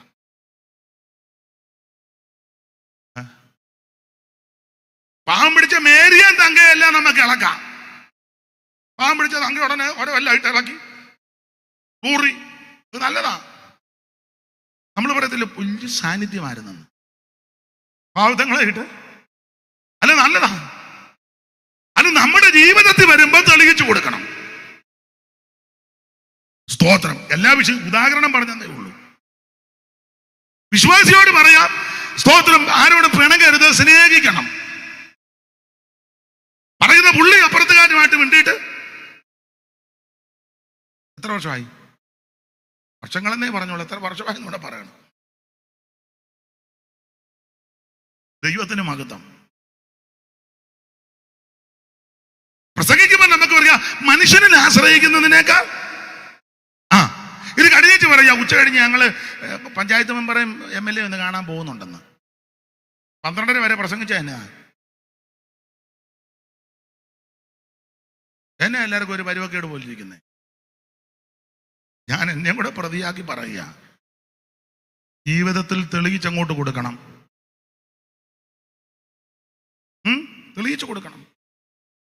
എല്ലാവർക്കും ഇതൊന്നും തൃപ്തി വരികയല്ലെന്ന് എനിക്കറിയാം. പാവം പിടിച്ച വിശ്വാസികള് ഇപ്പം തുറന്നങ്ങ് പറയും എന്താ എല്ലാം പ്രശ്നം, അതുകൊണ്ട് ഇനിയിപ്പം മൂടി വെച്ചിട്ട് വലിയ കാര്യമൊന്നും. വലിയ കാശും പുത്തനും ചുമതലയൊന്നും ഇല്ലാത്ത ചില കുടുംബത്തിലെ പെൺകുട്ടിയുടെ വിവാഹത്തിന് അല്പം വലിയ വസ്ത്രം ധരിക്കുമ്പോൾ അല്പം പരുവക്കേടാണെങ്കിൽ നമ്മൾ ഉടനെ അതെല്ലാം ചർച്ച ചെയ്യും. ഇങ്ങനെയാണോ? സ്റ്റേജിൽ ഇരിക്കുന്നവരെ തന്നെ ആദ്യം പറയും ഞാൻ സഹിതം. ഇങ്ങനെയാണോ? അതേസമയം കാശും പുത്തനും ഇച്ചിരി ചുറ്റുപാടും മിടുക്കും ഒക്കെ ഉള്ള ആൾക്കാരുടെ പിള്ളേരുടെ കല്യാണത്തിന് ഇവിടുന്നേ ഇല്ല. കണ്ടിട്ടില്ലേ? അതിനാരും ഒന്നും പറയത്തുമില്ല. സ്തോത്രം.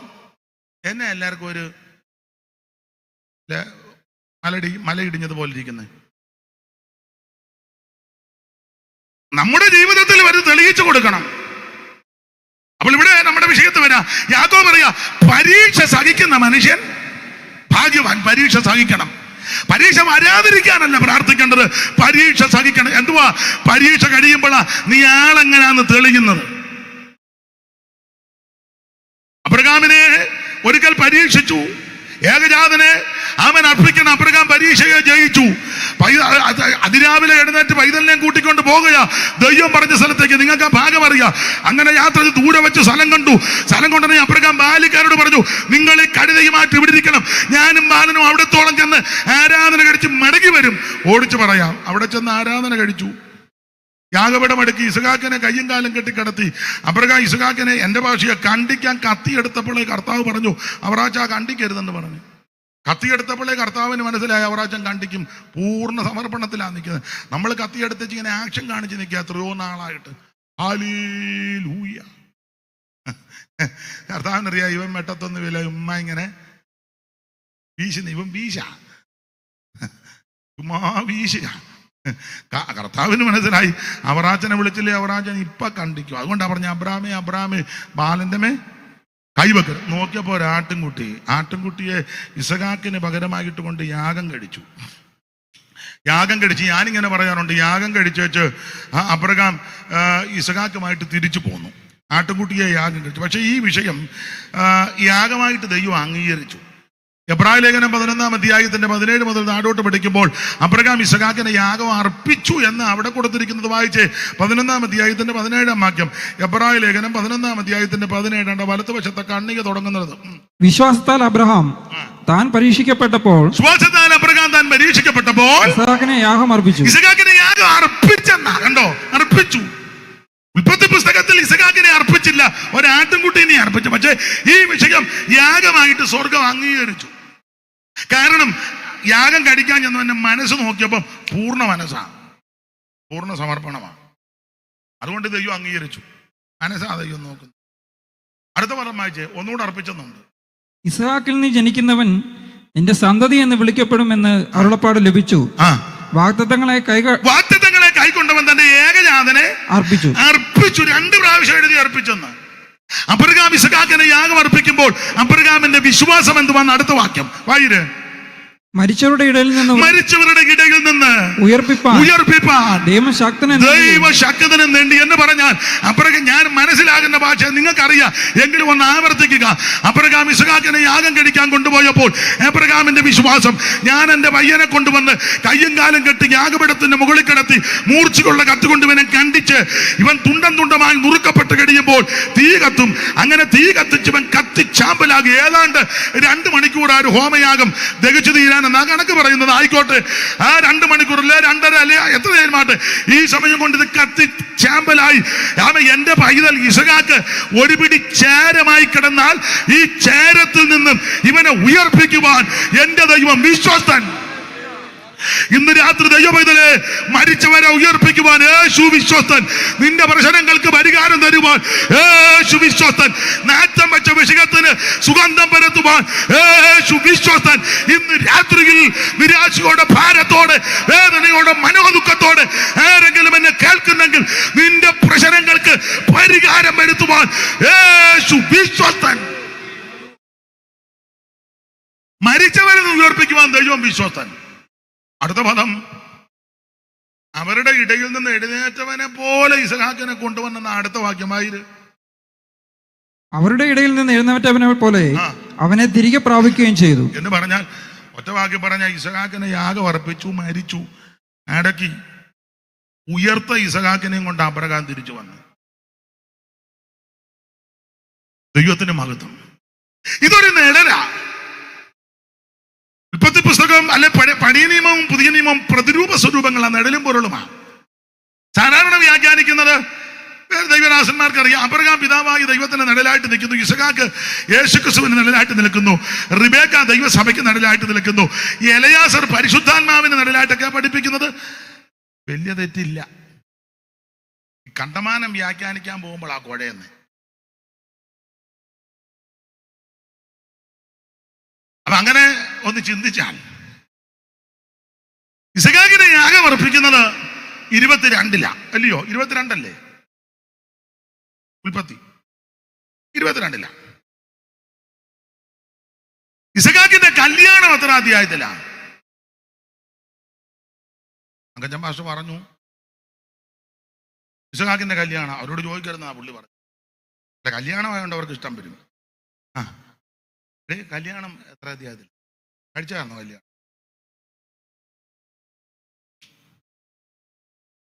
വീഡിയോ എടുക്കുന്ന പുള്ളിയോട് കല്യാണം,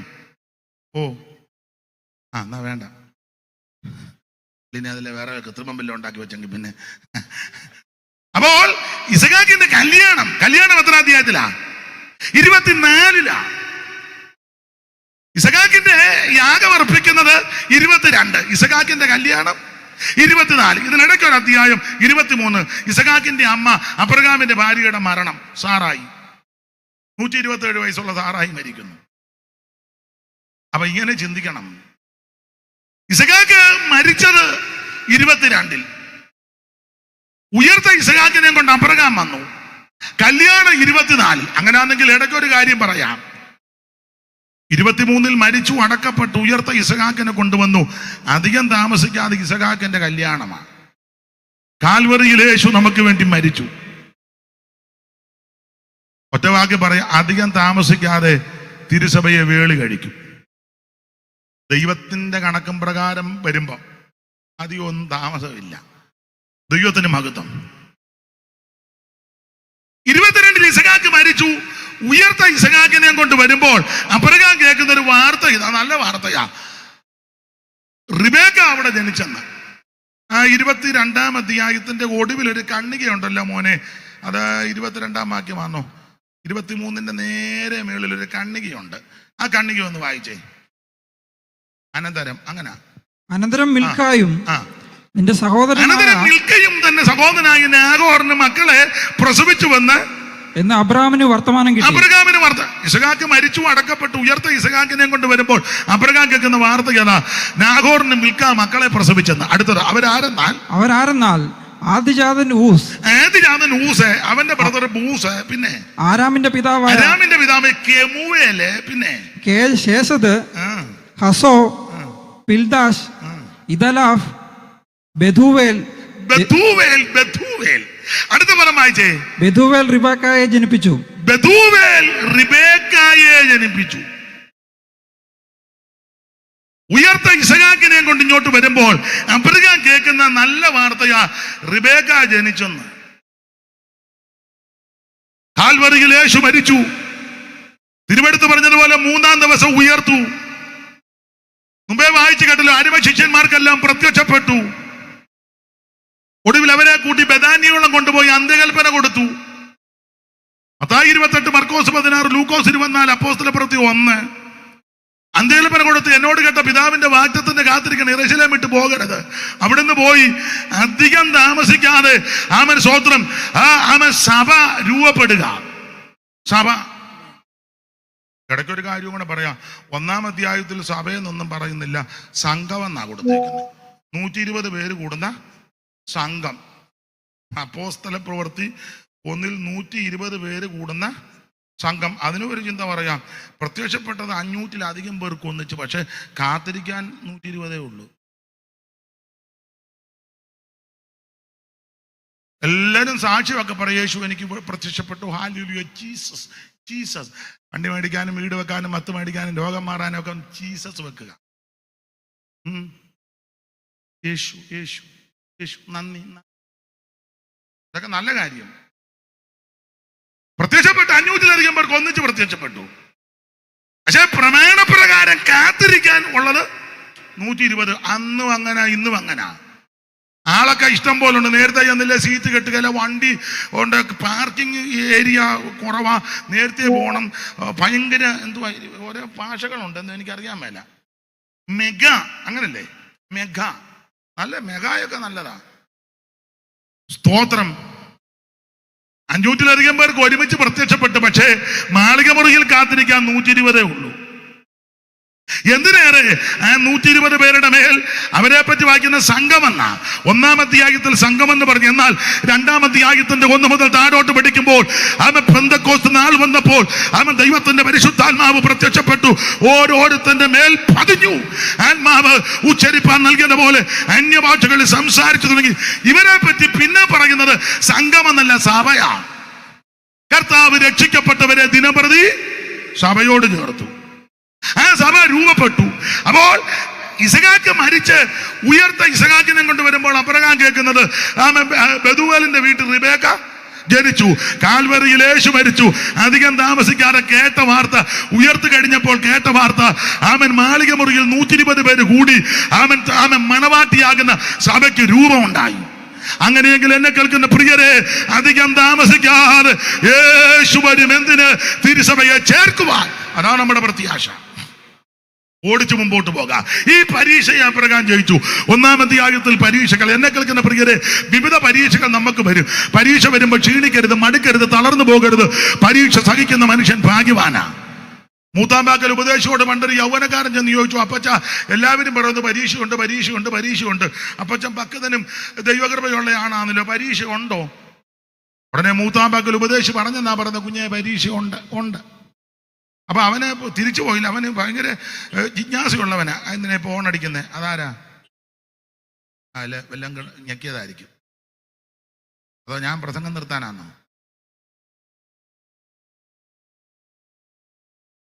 എന്നായി നിർത്തട്ടെ?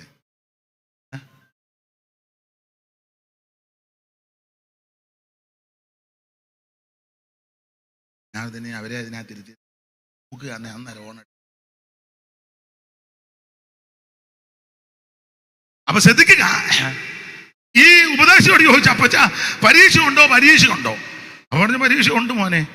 അവൻ തിരിച്ചു പോയില്ല. അവൻ ചോദിച്ചു, അപ്പച്ചന് എപ്പോഴൊക്കെയാ പരീക്ഷയെന്ന് അറിയാമെങ്കിൽ പിന്നെ അവൻ മൂത്താമകൽ ഉപദേശി എപ്പോഴൊക്കെ പരീക്ഷ ഉണ്ടെന്ന് ചോദിച്ചതിന് മറുപടി ഒരു വരി എഴുതി. പഴയ ആൾക്കാർക്ക് ആ പാട്ടറിയാം. വരി ഇങ്ങനെ: പകലിലും രാവിലും പരീക്ഷകൾ വരും, ഉറങ്ങി കിടന്നാലും പരീക്ഷിക്കും.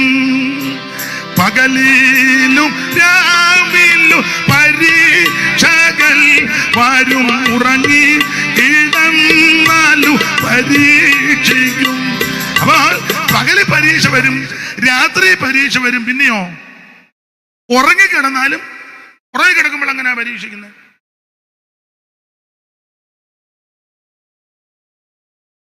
പണ്ട് ഒരാളോട് ചോദിച്ചു, ഉറങ്ങിക്കിടക്കുമ്പോൾ എങ്ങനെ? ഒന്നും പറയണ്ട, ആവശ്യമില്ലാത്തെല്ലാം കാണുകയെന്ന്. ഉറങ്ങിക്കിടക്കുമ്പോൾ പരീക്ഷിക്കുന്ന ഒരു ഉദാഹരണം വേണേ പറയാം. ഉദാഹരണമാണേ, ഭർത്താവ് രാവിലെ വീട്ടിൽ നിന്ന് ഇറങ്ങി, വണ്ടിപ്പണിയോ റോഡ് പണിയോ ബിസിനസ്സോ ഓഫീസ് വർക്കോ എന്തുമാകട്ടെ, അവനവൻ്റെ ജോലി, ഏത് ജോലിക്കും അതിൻ്റെതായ ബുദ്ധിമുട്ടും ബത്തപ്പാടും ഉണ്ട്. അപ്പൊ വീട്ടിൽ നിന്ന് രാവിലെ ചിലപ്പോൾ ഒരു കട്ടൻ കുടിച്ചോണ്ടായിരിക്കും പോയത്. ജോലിയുടെ തിരക്കും ബുദ്ധിമുട്ടും ബത്തപ്പാടും കൊണ്ട് ഉച്ചയ്ക്ക് കഴിക്കാനൊത്തില്ല. വളരെ ക്ഷീണിതനായി, ടെൻഷനും, മുതലാളി അല്ലെങ്കിൽ മേലുദ്യോഗസ്ഥനൊക്കെ ഷൗട്ട് ചെയ്യും ചിലരെ. അതിൻ്റെയൊക്കെ ടെൻഷനായി ഉച്ചയ്ക്ക് കഴിക്കാനൊത്തില്ല, വളരെ ബുദ്ധിമുട്ടി. വൈകുന്നേരം ക്ഷീണിതനായിട്ട് വീട്ടിലോട്ട് എങ്ങനെയും വീട് പറ്റിയാൽ മതി നോത്ത് വരിക. 2 വീലറിലോ അല്ലെ ബസ് പിടിച്ചോ അല്ലെ സൈക്കിളിലോ വരിക. അപ്പൊ അങ്ങനെ വരുമ്പം സാധാരണ ഇന്നത്തെ രീതി അനുസരിച്ച് വീട്ടിൽ ചിലപ്പോൾ ഭാര്യ ചിലപ്പം വിളിക്കും, ഹലോ എവിടായി? ഞാൻ മാധവൻപടി കഴിഞ്ഞു. പിന്നെ ഇച്ചിരി കഴിയുമ്പോൾ പിന്നെയും ചോദിക്കും, ഇപ്പൊ എവിടായി? റബ്ബർ ബോർഡിന്റെ അവിടെ കഴിഞ്ഞു. അവിടെ കഴിയേണ്ട സമയം കഴിഞ്ഞല്ലോ, നിങ്ങൾ ഇടയ്ക്കെല്ലാം കയറിയോ? ഞാൻ ഇടയ്ക്ക് ഒരാളെ കണ്ടു. ആരാ? ഒരാളാ. അല്ലേലും എനിക്കറിയാം, എല്ലാരും അല്ല, ചിലര്. വീട് അടുക്കാറാകുമ്പോൾ വീണ്ടും ഫോണ്, പിന്നെ ഇച്ചിരി പച്ചക്കറിയും കൂടെ മേടിച്ചോണ്ട് വരണം. അത് ന്യായമാണ്. ക്ഷീണിച്ചായി വരുന്നെങ്കിലും പച്ചക്കറി മേടിച്ചോണ്ട് വീട്ടിലോട്ട് വരാതിരിക്കാൻ പറ്റും. അല്ലെ പിന്നെ മേടിച്ചോണ്ട് വേറെ സ്ഥലത്തുമല്ലോ മേടിച്ചു. അടുക്കാറായപ്പം വീണ്ടും പോണേ, 2 കവർ പാലും കൂടെ അത് മേടിച്ചു. അന്ന് ആട്ടം നോർത്ത് വന്നപ്പോൾ പറയാം, ഇച്ചിരി വെളുത്തുള്ളിയും കൂടെ. ആൾ മേടിച്ചത് എങ്ങുന്നതേ ഉള്ളു, കൊള്ളുകയല്ലെന്ന്. കുടുംബമല്ലേ, ഇതൊക്കെ അത്യാവശ്യമാണ്. അടുക്കാറായപ്പം വീണ്ടും ഫോണ്. കൊച്ചിന് ബിസ്ക്കറ്റ് ഇല്ല, ഒരു കൂടി ബിസ്ക്കറ്റും കൂടെ കൊടുത്തില്ലെങ്കിൽ കൊച്ചു കടന്ന് കീറും. കാറുകല്ല, രാത്രി ഉറങ്ങാനും വെക്കുകയല്ല, കൊച്ചു കടന്ന് കീറി. അപ്പൊ ഇതെല്ലാം മേടിച്ച് വളരെ ഒരു ഉദാഹരണമാണ്. വീട്ടിൽ കൊണ്ടുവന്ന് കൊടുത്തു. പുള്ളി പെട്ടെന്ന് കുളിച്ച് ക്ഷീണമെല്ലാം മാറി പാട്ട് പാടി, പെന്തിക്കോസുകാരാണെങ്കിലേ, എല്ലാവരും ഒന്നും അല്ല, പാട്ട് പാടി പ്രാർത്ഥിച്ച് ഭക്ഷണം കഴിച്ചു, കടയിൽ നിന്ന് കഴിച്ചു. നല്ല ക്ഷീണമാണ്, കിടക്കാൻ നോർത്ത് അങ്ങോട്ട് ചെന്ന് കയറി കിടന്നു. ഈ ക്ഷീണവും ഒക്കെ ആയിട്ട് പെട്ടെന്ന് ചിലപ്പം ചിലരങ്ങ് ഉറങ്ങും. ഈ സഹോദരിമാർക്ക് അങ്ങനെ പെട്ടെന്ന് കിടക്കാൻ ഒക്കത്തില്ല. നിങ്ങളെ അഭിനന്ദിക്കുക. അങ്ങനെ ഞങ്ങൾ പെട്ടെന്ന് കയറി കിടക്കുമ്പോൾ നിങ്ങൾക്ക് ഒക്കുവോ? അയ്യോ, പാത്രം കഴുകണം, അടുക്കണം, തൂക്കണം, ബാക്കി വല്ലതും ഉണ്ടെങ്കിൽ ഇന്നത്തെ രീതി അനുസരിച്ച് ഫ്രിഡ്ജിനകത്തൊക്കെ അത് വെക്കണം, അടുക്കളയെല്ലാം വൃത്തിയാക്കണം, പാത്രം കഴുകി കമത്തണം, എല്ലാം അതാത് ഭാഗത്തെല്ലാം കൊണ്ട് വെക്കണം. പറ, അങ്ങനല്ലേ? ഇതെല്ലാം ചെയ്തേച്ച് അങ്ങ് പറയാമേ, അങ്ങനല്ലേ? അതെല്ലാം ചെയ്തേച്ച് നിങ്ങൾ പിന്നെ കാലും ഒക്കെ കഴുകി അല്ലേ കുളിച്ചാലും വൃത്തിയായിട്ട് മുറിക്കകത്തോട്ട് വന്നപ്പോൾ കിടക്കുക. മോട്ടർ ഫിറ്റ് ചെയ്തപോലെ 500 മോട്ടർ ഫിറ്റ് ചെയ്തപോലെ. അപ്പൊ എല്ലാരും അല്ലെങ്കിലും ചിലര് കിടക്ക് കിടന്നുടനെ പാലിന്റെ പൈസ കൊടുത്തില്ല, പത്രക്കാരൻ മിനിഞ്ഞാന്ന് വന്ന് പറഞ്ഞു കിടന്നുടണം. ഉറങ്ങിക്കിടന്നാലും പരീക്ഷിക്കും. തെളിഞ്ഞോ? അത് മതി. അപ്പൊ പകലിൽ പരീക്ഷ വരും, രാത്രി പരീക്ഷ വരും. പിന്നെ നിനക്കിത് പിടികിട്ടുകയല്ല. കുറച്ച് കഴിയുമ്പോ നീ പറയാ, എന്റെ മാസ്റ്ററെ എന്നും പരീക്ഷയാന്ന് പറയും. അപ്പോൾ പകലിൽ പരീക്ഷ വരും, രാത്രിയിൽ പരീക്ഷ വരും, ഉറങ്ങിക്കിടന്നാലും പരീക്ഷിക്കും. അപ്പൊ അവൻ തിരിച്ചു പോയില്ല. അവൻ ചോദിച്ചു, അപ്പച്ച ആരൊക്കെ അപ്പച്ച പരീക്ഷിക്കുന്നെന്ന്? ആളറിയാമെങ്കിൽ അതിനനുസരിച്ച് നിൽക്കാന്നെ. അപ്പൊ ഉടനെ ഉപദേശി എഴുതി പാപം പരീക്ഷിക്കും, ലോകം പരീക്ഷിക്കും, സാത്താൻ ബന്ധുക്കൾ തൻ മർത്യ ജഡം. പാപം പരീക്ഷിക്കും, ലോകം പരീക്ഷിക്കും, സാത്താൻ ബന്ധുക്കൾ തൻ മർത്യ ജഡം. ജിബ്രാൾട്ടർ പാറം തട്ടും തീര ഒളിച്ചോടി തലത്തിലെ പരീക്ഷകൾ. ജിബ്രാൾട്ടർ പാറം തട്ടും തീര ഒളിച്ചോടി തലത്തിലെ പരീക്ഷകൾ. അപ്പൊ ശ്രദ്ധിക്കുക, പരീക്ഷ ദൈവമക്കൾക്കുണ്ട്. എന്നാൽ ആ പരീക്ഷയെ അവൻ മാറാനല്ല, പരീക്ഷയെ ജയിക്കണം. പരീക്ഷ സഹിക്കണം. സഹിച്ചു കഴിയുമ്പോൾ കൊള്ളാവുന്നവനായി നീ തെളിഞ്ഞു വരും. യേശുവിനെ പിശാച് പരീക്ഷിച്ചല്ലോ, നമ്മുടെ കർത്താവ് അതിനെയെല്ലാം ജയിച്ചു. 3 നിലയിലുള്ള പരീക്ഷകളാ. മത്തായി സുവിശേഷവും ലൂക്കോസിന്റെ സുവിശേഷവും കൂടെ ചേർത്ത് പഠിക്കുമ്പോൾ മത്തായിയിൽ വായിക്കുന്നത് അവൻ 40 ദിവസം കഴിഞ്ഞപ്പോൾ പരീക്ഷകൻ വന്നെന്നാ. അങ്ങനെ അടിഞ്ഞേക്കുന്നത്. പക്ഷെ ലൂക്കോസ് ചരിത്രം പഠിച്ച പുള്ളി പറഞ്ഞത് 40 കഴിഞ്ഞപ്പോഴല്ല, 40 ദിവസവും പരീക്ഷ ഉണ്ടായിരുന്നെന്നാ. അങ്ങനല്ലേ വായിച്ചേ? മത്തായി 4:1 ലൂക്കോസ് 4:1 വേഗത്തിൽ വായിച്ചു. എപ്പം നിർത്തണമെന്ന് പറയണം, അന്നേരം നിർത്തും കേട്ടോ. നാട്ടുകാരെ കൊണ്ട് എന്നെയൊന്നും പറയിപ്പിക്കരുത്. അനന്തരം പിശാചിനാൽ പരീക്ഷിക്കപ്പെടുവാൻ യേശുവിനെ ആത്മാവ് മരുഭൂമിയിലേക്ക് നടത്തി.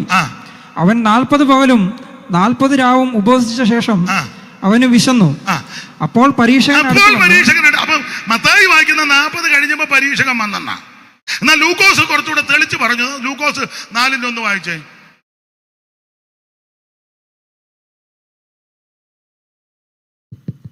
യേശു പരിശുദ്ധാത്മാവ് നിറഞ്ഞവനായി യോർദാൻ വിട്ട് മടങ്ങി. ആത്മാവ് അവനെ മരുഭൂമിയിലേക്ക് നടത്തി. പിശാച് അവനെ 40 ദിവസം പരീക്ഷിച്ചുകൊണ്ടിരുന്നു. മത്തായി പറഞ്ഞത് 40 കഴിഞ്ഞപ്പം വന്നെന്നാ. പക്ഷെ ലൂക്കോസ് ചരിത്രം പഠിച്ച ആളാ.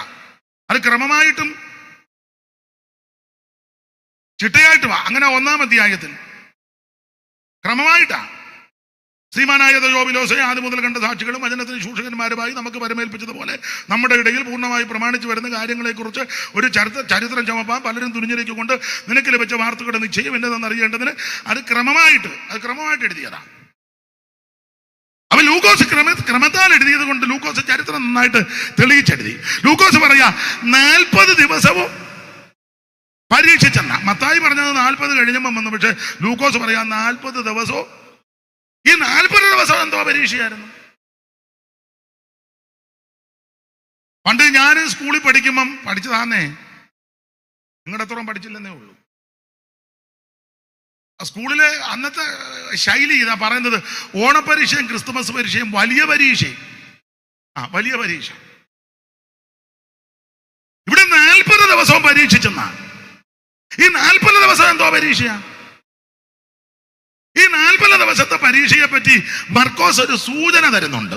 ഒരു സൂചന മർക്കോസ് 1:12 വായിച്ചേ. മർക്കോസ് 1:12 വായിച്ചേ. അനന്തരം ആത്മാവ് അവനെ മരുഭൂമിയിലേക്ക് പോകുവാൻ നിർബന്ധിച്ചു. അടുത്തത് അവിടെ അവൻ സാത്താനാൽ പരീക്ഷിക്കപ്പെട്ടു. അടുത്തത് 40 ദിവസം മരുഭൂമിയിൽ കാട്ടുമൃഗങ്ങളോട് കൂടെയായിരുന്നു. 40 ദിവസം എന്ന് പറഞ്ഞ ആനയും കരടിയും പുലിയും കടുവായും ഹിംസജന്തുക്കൾ അവിടെ ഉണ്ടെന്നല്ല. യേശു ഉപവസിച്ച സ്ഥലത്ത് കാട്ടാനയും കരടിയും പുലിയും കടുവായും ആ സമയത്തൊന്നും അവിടെ, അതൊക്കെ വേറെ വേറെ രാജ്യങ്ങളിലും വനത്തിലും ഒക്കെ ഉണ്ട്. അവിടെ ഇതിൽ പറയുന്നതിൽ കാട്ടു മൃഗങ്ങളെന്ന ഈ പറയപ്പെട്ട എല്ലാ വന്യമൃഗങ്ങളും ആ സമയത്ത് അവിടെ ഇല്ല. പണ്ട് ഒരു കുമ്മിക്ക് ഇങ്ങനെ പാടാം, കാട്ടാന കരടി പുലി ചെന്നായി കാട്ടുപോത്തുകാരി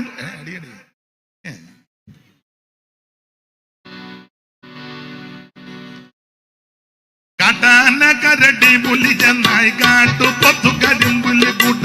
കാട്ടാന കരടി പുലി ചെന്നായി കാട്ടുപോത്തുകരിമ്പുലി കൂട്ട. കാട്ടിലെന്തുണ്ട് മൂളുന്നു കണ്ണ കേട്ട് കറ്റം ഭയമുണ്ടെനിക്ക്. കാട്ടിലെന്തുണ്ട് മൂളുന്നു കണ്ണ കേട്ട് കറ്റം ഭയമുണ്ടെനിക്ക്. കാട്ടാന കരടി പുലി ചെന്നായി കാട്ടുപോത്തുകരിമ്പുലി കൂട്ട. കാട്ടാന കരടി പുലി ചെന്നായി കാട്ടുപോത്തുകരിമ്പുലി കൂട്ട.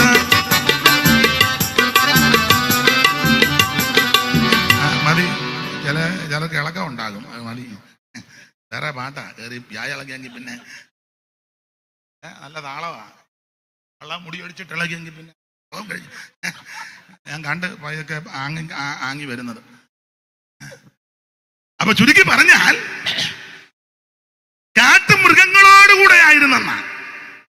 എന്ന് പറഞ്ഞാൽ ഓർപ്പിച്ചല്ലോ, ആനയും പുലിയും കരടിയും ഒക്കെ ആയിട്ട് ഉപവസിച്ച് പ്രാർത്ഥിച്ചെന്നല്ല. അതിന്റെ അർത്ഥം എന്താണെന്ന് വെച്ചാൽ മൃഗീയമായ വിഷയങ്ങൾ ഈ 40 ദിവസവും യേശുവിന് നേരെ വന്നു. മൃഗീയമായ വിഷയം. പണ്ട് നമ്മൾ പേപ്പറിൽ എന്നും ഒരു വാർത്ത വായിക്കുമായിരുന്നു, മൃഗം സാജു. വായിച്ചിട്ടില്ലേ? സാജു എന്നാ പേര്, പക്ഷെ സ്വഭാവം കൊണ്ടിട്ടതായിരിക്കാം. ഒരാളെ പറ്റി എന്നോട് പറഞ്ഞു, അവനെ അറിയാവോന്ന് ചോദിച്ചാൽ എനിക്കറിയാം. യോ, അതല്ലേ മൂരി ബേബി. ഞാനിട്ട പേരല്ല, എന്നോട് പറഞ്ഞതാ.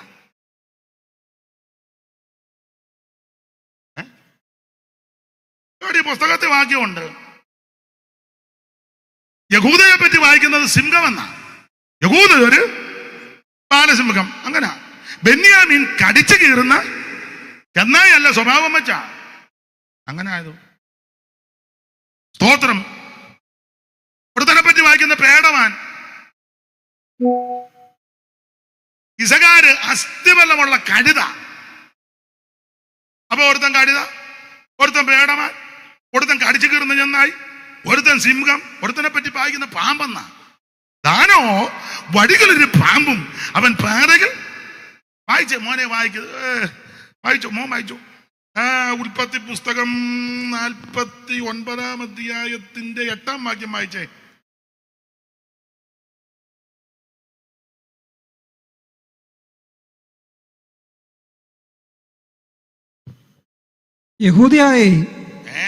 യഹൂദായേ, സഹോദരന്മാർ നിന്നെ പുകഴ്ത്തും. നിന്റെ കൈ ശത്രുവിടെ കഴുത്തിലിരിക്കും. അപ്പന്റെ മക്കൾ നിന്റെ മുമ്പിൽ നമസ്കരിക്കും. യഹൂദ ഒരു ബാലസിംഹം. യഹൂദ ഒരു ബാലസിംഹം. അപ്പൊ യഹൂദയ്ക്ക് കൊടുത്തിരിക്കുന്ന വിശേഷണമായി ബാലസിംഹം. 27 വാക്യം വായിച്ച. 27. ബെന്യാമിൻ കടിച്ചു കീറുന്ന ചെന്നായ. ബെന്യാമിൻ കടിച്ചു കീറുന്ന ചെന്നായി. അവൻ ചെന്നായ. അതിന്റെ 17 വാക്യം വായിച്ചേ. ദാൻ വഴിയിലൊരു പാമ്പും. ദാൻ വഴിയിലൊരു പാമ്പും. പാതയിലൊരു സർപ്പവും. ഒരു സർപ്പം. 21 വായിച്ചേ. നഫ്താലി സ്വതന്ത്രമായി നടക്കുന്ന പേടമാൻ. നഫ്താലി സ്വതന്ത്രമായിട്ട് നടക്കുന്ന പേടമാൻ. മതി, തെളിവിന് പറഞ്ഞതേ ഉള്ളൂ. അപ്പൊ ഒരുത്തൻ പേടമാൻ, ഒരുത്തൻ പാമ്പ്, ഒരുത്തൻ കടിച്ചു കീറുന്ന ചെന്നായി, ഒരുത്തൻ സിംഹം, ബാലസിംഹം. അപ്പൊ അങ്ങനെ അങ്ങോട്ട് ചിന്തിക്കുമ്പോൾ യേശുക്രിസ്തു 40 ദിവസം ഉപവസിച്ച് പ്രാർത്ഥിച്ചു. 40 ദിവസവും പരീക്ഷ. ആ പരീക്ഷ എന്തുവാണെന്ന് മർക്കോസ് ഒരു പരാമർശം തരിക. 40 ദിവസവും കാട്ടും മൃഗങ്ങളോടുകൂടെ എന്ന് പറഞ്ഞാൽ മുമ്പേ പറഞ്ഞതുപോലെ ആനയും കരടിയും പുലിയും കടുവായും ശാർദൂലമാകുന്ന ഉള്ളിപ്പുലി ഇതിന്റെ കൂടെ ഉപവസിച്ച് പ്രാർത്ഥിച്ച് നല്ല മൃഗീയമായ വിഷയങ്ങൾ പലത് അവൻ കടന്നു വന്നപ്പോൾ യേശു അതിനെയെല്ലാം ജയിച്ചു. ഇന്ന് രാത്രി എന്നെ കേൾക്കുന്ന ദൈവത്തിന്റെ പൈതലെ, മൃഗീയമായ വിഷയങ്ങൾ നിന്റെ ജീവിതത്തിനെതിരെ, ആത്മമണ്ഡലങ്ങൾക്കെതിരെ, ആരാധനയ്ക്കെതിരെ, ജീവിത നിലവാരത്തിനെതിരെ കടന്നു വരുമ്പോൾ ക്ഷീണിച്ചു പോകരുത്, മടുത്തു പോകരുത്, തളർന്നു പോകരുത്. എല്ലാറ്റിനെയും ജയിച്ച ഒരുവൻ നമുക്കുണ്ട്. സകലത്തെയും ജയിച്ച ഒരുവൻ നിന്നെ വിടുവിക്കുവാൻ ശക്തനാ. എല്ലാറ്റിനെയും ജയിച്ച ഒടുവിൽ അവിടുന്ന് മരണത്തെയും ജയിച്ചവനാ. ഇന്ന് രാത്രി ആ ജയാളിയായ യേശു നിനക്ക് ജയം തരും. യേശുവിന്റെ അടുക്കൽ പിശാച് ഇതെല്ലാം കഴിഞ്ഞപ്പോൾ ക്രോഡീകരണം എന്ന നിലയിൽ വന്നു. പിശാച് പറഞ്ഞു, 40 ഇരുന്നില്ലേ? ഇരുന്നു. വിശക്കുന്നുണ്ടല്ലയോ? അവിടെ വായിക്കുന്ന 40 ദിവസം കഴിഞ്ഞപ്പോൾ യേശുവിന് വിശന്നു. നമുക്ക് ഡേറ്റ് കേൾക്കുമ്പോഴേ വിശക്കും. ഡേറ്റ് കേൾക്കുമ്പോഴേ ചിലക്ക് കടുക് മൂപ്പിക്കുന്ന മണം വന്ന ഉടനെ തന്നെ ഉപവാസം തെറ്റും. എന്നാ ഞാൻ ഉച്ചയ്ക്ക് കഴിക്കാം, അല്ലയോ? അതിനാ ഈ സഹിഷ്ണുത. അങ്ങനെയുള്ള ആത്മസംയമനം ഇല്ലാത്ത വീട്ടുകാർ പറയും, പാസ്റ്റർ ഞങ്ങളുടെ വീട്ടിൽ 3 ദിവസം വാസം അടുപ്പിപ്പോലും ഞങ്ങൾ വരുന്നവനെയും കൂടെ ഉപദ്രവിക്കുക. അവന് പോലും ഇച്ചിരി ചൂടുവെള്ളം ആട്ടെ. 40 കഴിഞ്ഞപ്പോൾ യേശുവിന് വിശന്നു.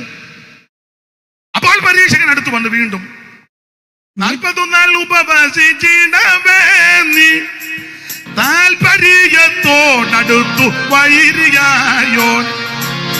41 ഉപവസിച്ചിടവേ നീ താൽപര്യത്തോടടുത്തു വൈരിയായോ. ഉത്തമ പ്രലോഭനത്തിനൊട്ടുമേ വഴിപ്പെടാതെ നിതയാല ഘോര വൈരിയെ തോൽപ്പിച്ചോരു സിയോൻ മണവാളനെ. ശ്രീ നരപതിയെ സിയോൻ മണവാളനെ.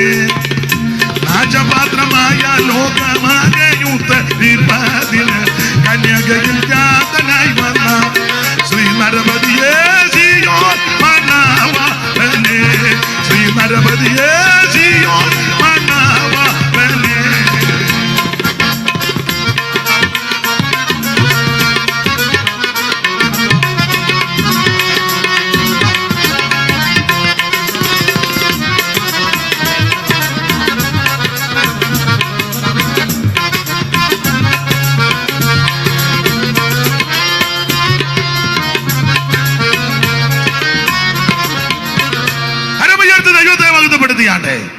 ഞാൻ അങ്ങ് പ്രസംഗം നിർത്തുക, കാരണം സമയം ഒത്തിരി പോയി. അത് മതി. പ്രസംഗിക്കാൻ പറ്റാഞ്ഞിട്ടല്ല, സമയം പോയി. അന്നേരം അവരൊക്കെ മരുന്നെടുക്കുന്നതൊക്കെ ഉണ്ട്. അങ്ങനെ മയങ്ങി വേണമെങ്കിൽ പിന്നെ ചെന്നേച്ച് കുത്തെടുത്തേച്ച് വേണം മറ്റേ രണ്ടും കൂടെ എടുക്കാൻ. ആദ്യം കുത്തെടുക്കും, പിന്നെ മിക്കതും പരുവക്കാട ഇരിപ്പ് കാണുമ്പോൾ എനിക്കറിയാം പ്രയാസമാണ്. വേണമെങ്കിൽ ഒക്കുന്നെങ്കിൽ മണർകാട്ട് 2-3 ദിവസം യോഗം എന്നാ അടുത്ത തിങ്കളെ ചൊവ്വ ബുധൻ 3. ബാക്കി വേണോ വേറെ വേണോ അതിൻ്റെ പരുവത്തിന് നമുക്ക് നടത്തി പോവല്ലേ. അപ്പോൾ ശ്രദ്ധിക്കുക, മണർകാട് നമ്മുടെ പ്രസാദ് മാസ്റ്റർ ഒരു 3 ദിവസത്തെ യോഗം. അടുത്ത തിങ്കൾ 21, 24, 25, 26 അല്ലെ, 3 ദിവസം സമയം തരണം. അപ്പോൾ നമുക്ക് ഒക്കുന്നെങ്കിൽ ഇതിൻ്റെ ബാക്കി അല്ലേ വേറെ. ഒരാൾ പറഞ്ഞു ഒക്കുന്നേ ഓടിടാ ഇല്ലേ ഓലയിടാന്ന് പറഞ്ഞ പോലെ നമുക്ക് ദൈവം അനുവദിച്ചാ ബാക്കി അവിടെ. എന്നാൽ ഇത്ര നേരം നിങ്ങൾ എന്നെ സഹിച്ചിരുന്നതിന് നന്ദി. ഒറ്റ കാര്യം പറഞ്ഞു വിട്ടേക്കാം, ജയിക്കാൻ യേശു കൃപ തരും. പരീക്ഷ വരുമ്പോൾ ക്ഷീണിക്കരുത്, തളർന്നു പോകരുത്. ഇത്ര നേരം പ്രസംഗിച്ചതിൻ്റെ ആകത്തുക പറയും. രക്ഷിക്കപ്പെടാൻ ഒറ്റ മാർഗം യേശു, മറ്റൊരുത്തനിൽ രക്ഷയില്ല. 2, മറിയം നിത്യകന്യക അല്ല. 3, മനോഭാവം നല്ലതായിരിക്കണം. യേശു ക്രിസ്തുവിൻ്റെ ദാസൻ. ഞാൻ നിങ്ങളുമെല്ലാം അവിടുത്തെ ദാസനും ദാസിയാണ്. കർത്താവിൻ്റെ ദാസൻ, കർത്താവിൻ്റെ ദാസി, അതാ ഏറ്റവും നല്ലത്. അടുത്തത് സ്തോത്രം. വിവിധ പരീക്ഷകൾ വരുമ്പോൾ ക്ഷീണിക്കരുത്, മടുത്തു പോകരുത്. പരീക്ഷ മാറാനല്ല, കർത്താവ് ഈ പരീക്ഷയെ ജയിപ്പാനുള്ള കൃപ എനിക്ക് തരണം. അത് തരുവാൻ നമ്മുടെ കർത്താവ് വിശ്വസ്തന്. ദൈവത്തിന് മഹത്വം. അവിടുന്ന് നിന്നെ ജയത്തോടെ നടത്തും. ക്ഷീണിക്കരുത്, മടുത്തു പോകരുത്. ദൈവത്തിൽ ആശ വെച്ച് വിശ്വസ്തരും വിശുദ്ധരുമായിട്ട് ജീവിക്കണം. ഒറ്റ കാര്യം പറഞ്ഞങ്ങ് നിർത്താം, യേശു വീണ്ടും വരും. അതാ 5:7 അവിടുത്തെ പ്രത്യക്ഷത. യേശു വീണ്ടും വരും. ആരാ വരവിൽ പോകുന്നത്? ശ്രദ്ധിച്ചു കേൾക്കണം. മാനസാന്തരപ്പെട്ട് യേശുവിനെ രക്ഷിതാവായി സ്വീകരിച്ച് വെള്ളത്തിൽ മുങ്ങി പിതാവിൻ്റെയും പുത്രന്റെയും പരിശുദ്ധാത്മാവിന്റെ നാമത്തിൽ സ്നാനപ്പെട്ട് അഭിഷേകം പ്രാപിച്ച് ദൈവത്തെ ആരാധിക്കുകയും വേർപാട് പാലിച്ച് തിരുമേശ എടുക്കുകയും കൂട്ടായ്മ ആചരിക്കുകയും പ്രാർത്ഥന കഴിക്കുകയും ആമേൻ സ്തോത്രം ദൈവത്തോടും മനുഷ്യരോടും കുറ്റമറ്റ മനസ്സാക്ഷിയോട് ഓരോ നിമിഷവും മാനസാന്തരപ്പെട്ട് ആമേൻ വിശ്വസ്തരും വിശുദ്ധരുമായി ജീവിക്കുന്ന വിശുദ്ധന്മാരെ ചേർക്കാൻ യേശു വീണ്ടും വരും. ആരും കൈവിടപ്പെട്ടു പോകരുത്. മറ്റൊരുത്തനും രക്ഷയില്ല, യേശു മാത്രം രക്ഷിതാവ്. ആ രക്ഷകനെ ഏറ്റെടുത്ത് വിശ്വസ്തരും വിശുദ്ധരുമായി ജീവിക്കുവാൻ എന്നെ കേൾക്കുന്ന ഏവർക്കും ദൈവം കൃപ നൽകട്ടെ എന്ന് ആശീർവദിച്ചും ഓർപ്പിച്ചും പ്രാർത്ഥിച്ചും ഈ ശുശ്രൂഷയ്ക്ക് എന്നെ ക്ഷണിച്ച കർത്തദാസനും ചുമതലപ്പെട്ടവർക്കും ഒരിക്കൽ കൂടി നന്ദി ചൊല്ലി, ഓൺലൈനിലുള്ളവർക്ക് നന്ദി ചൊല്ലി, നിങ്ങളുടെ എല്ലാം വിലപ്പെട്ട പ്രാർത്ഥന വീണ്ടും ചോദിച്ച്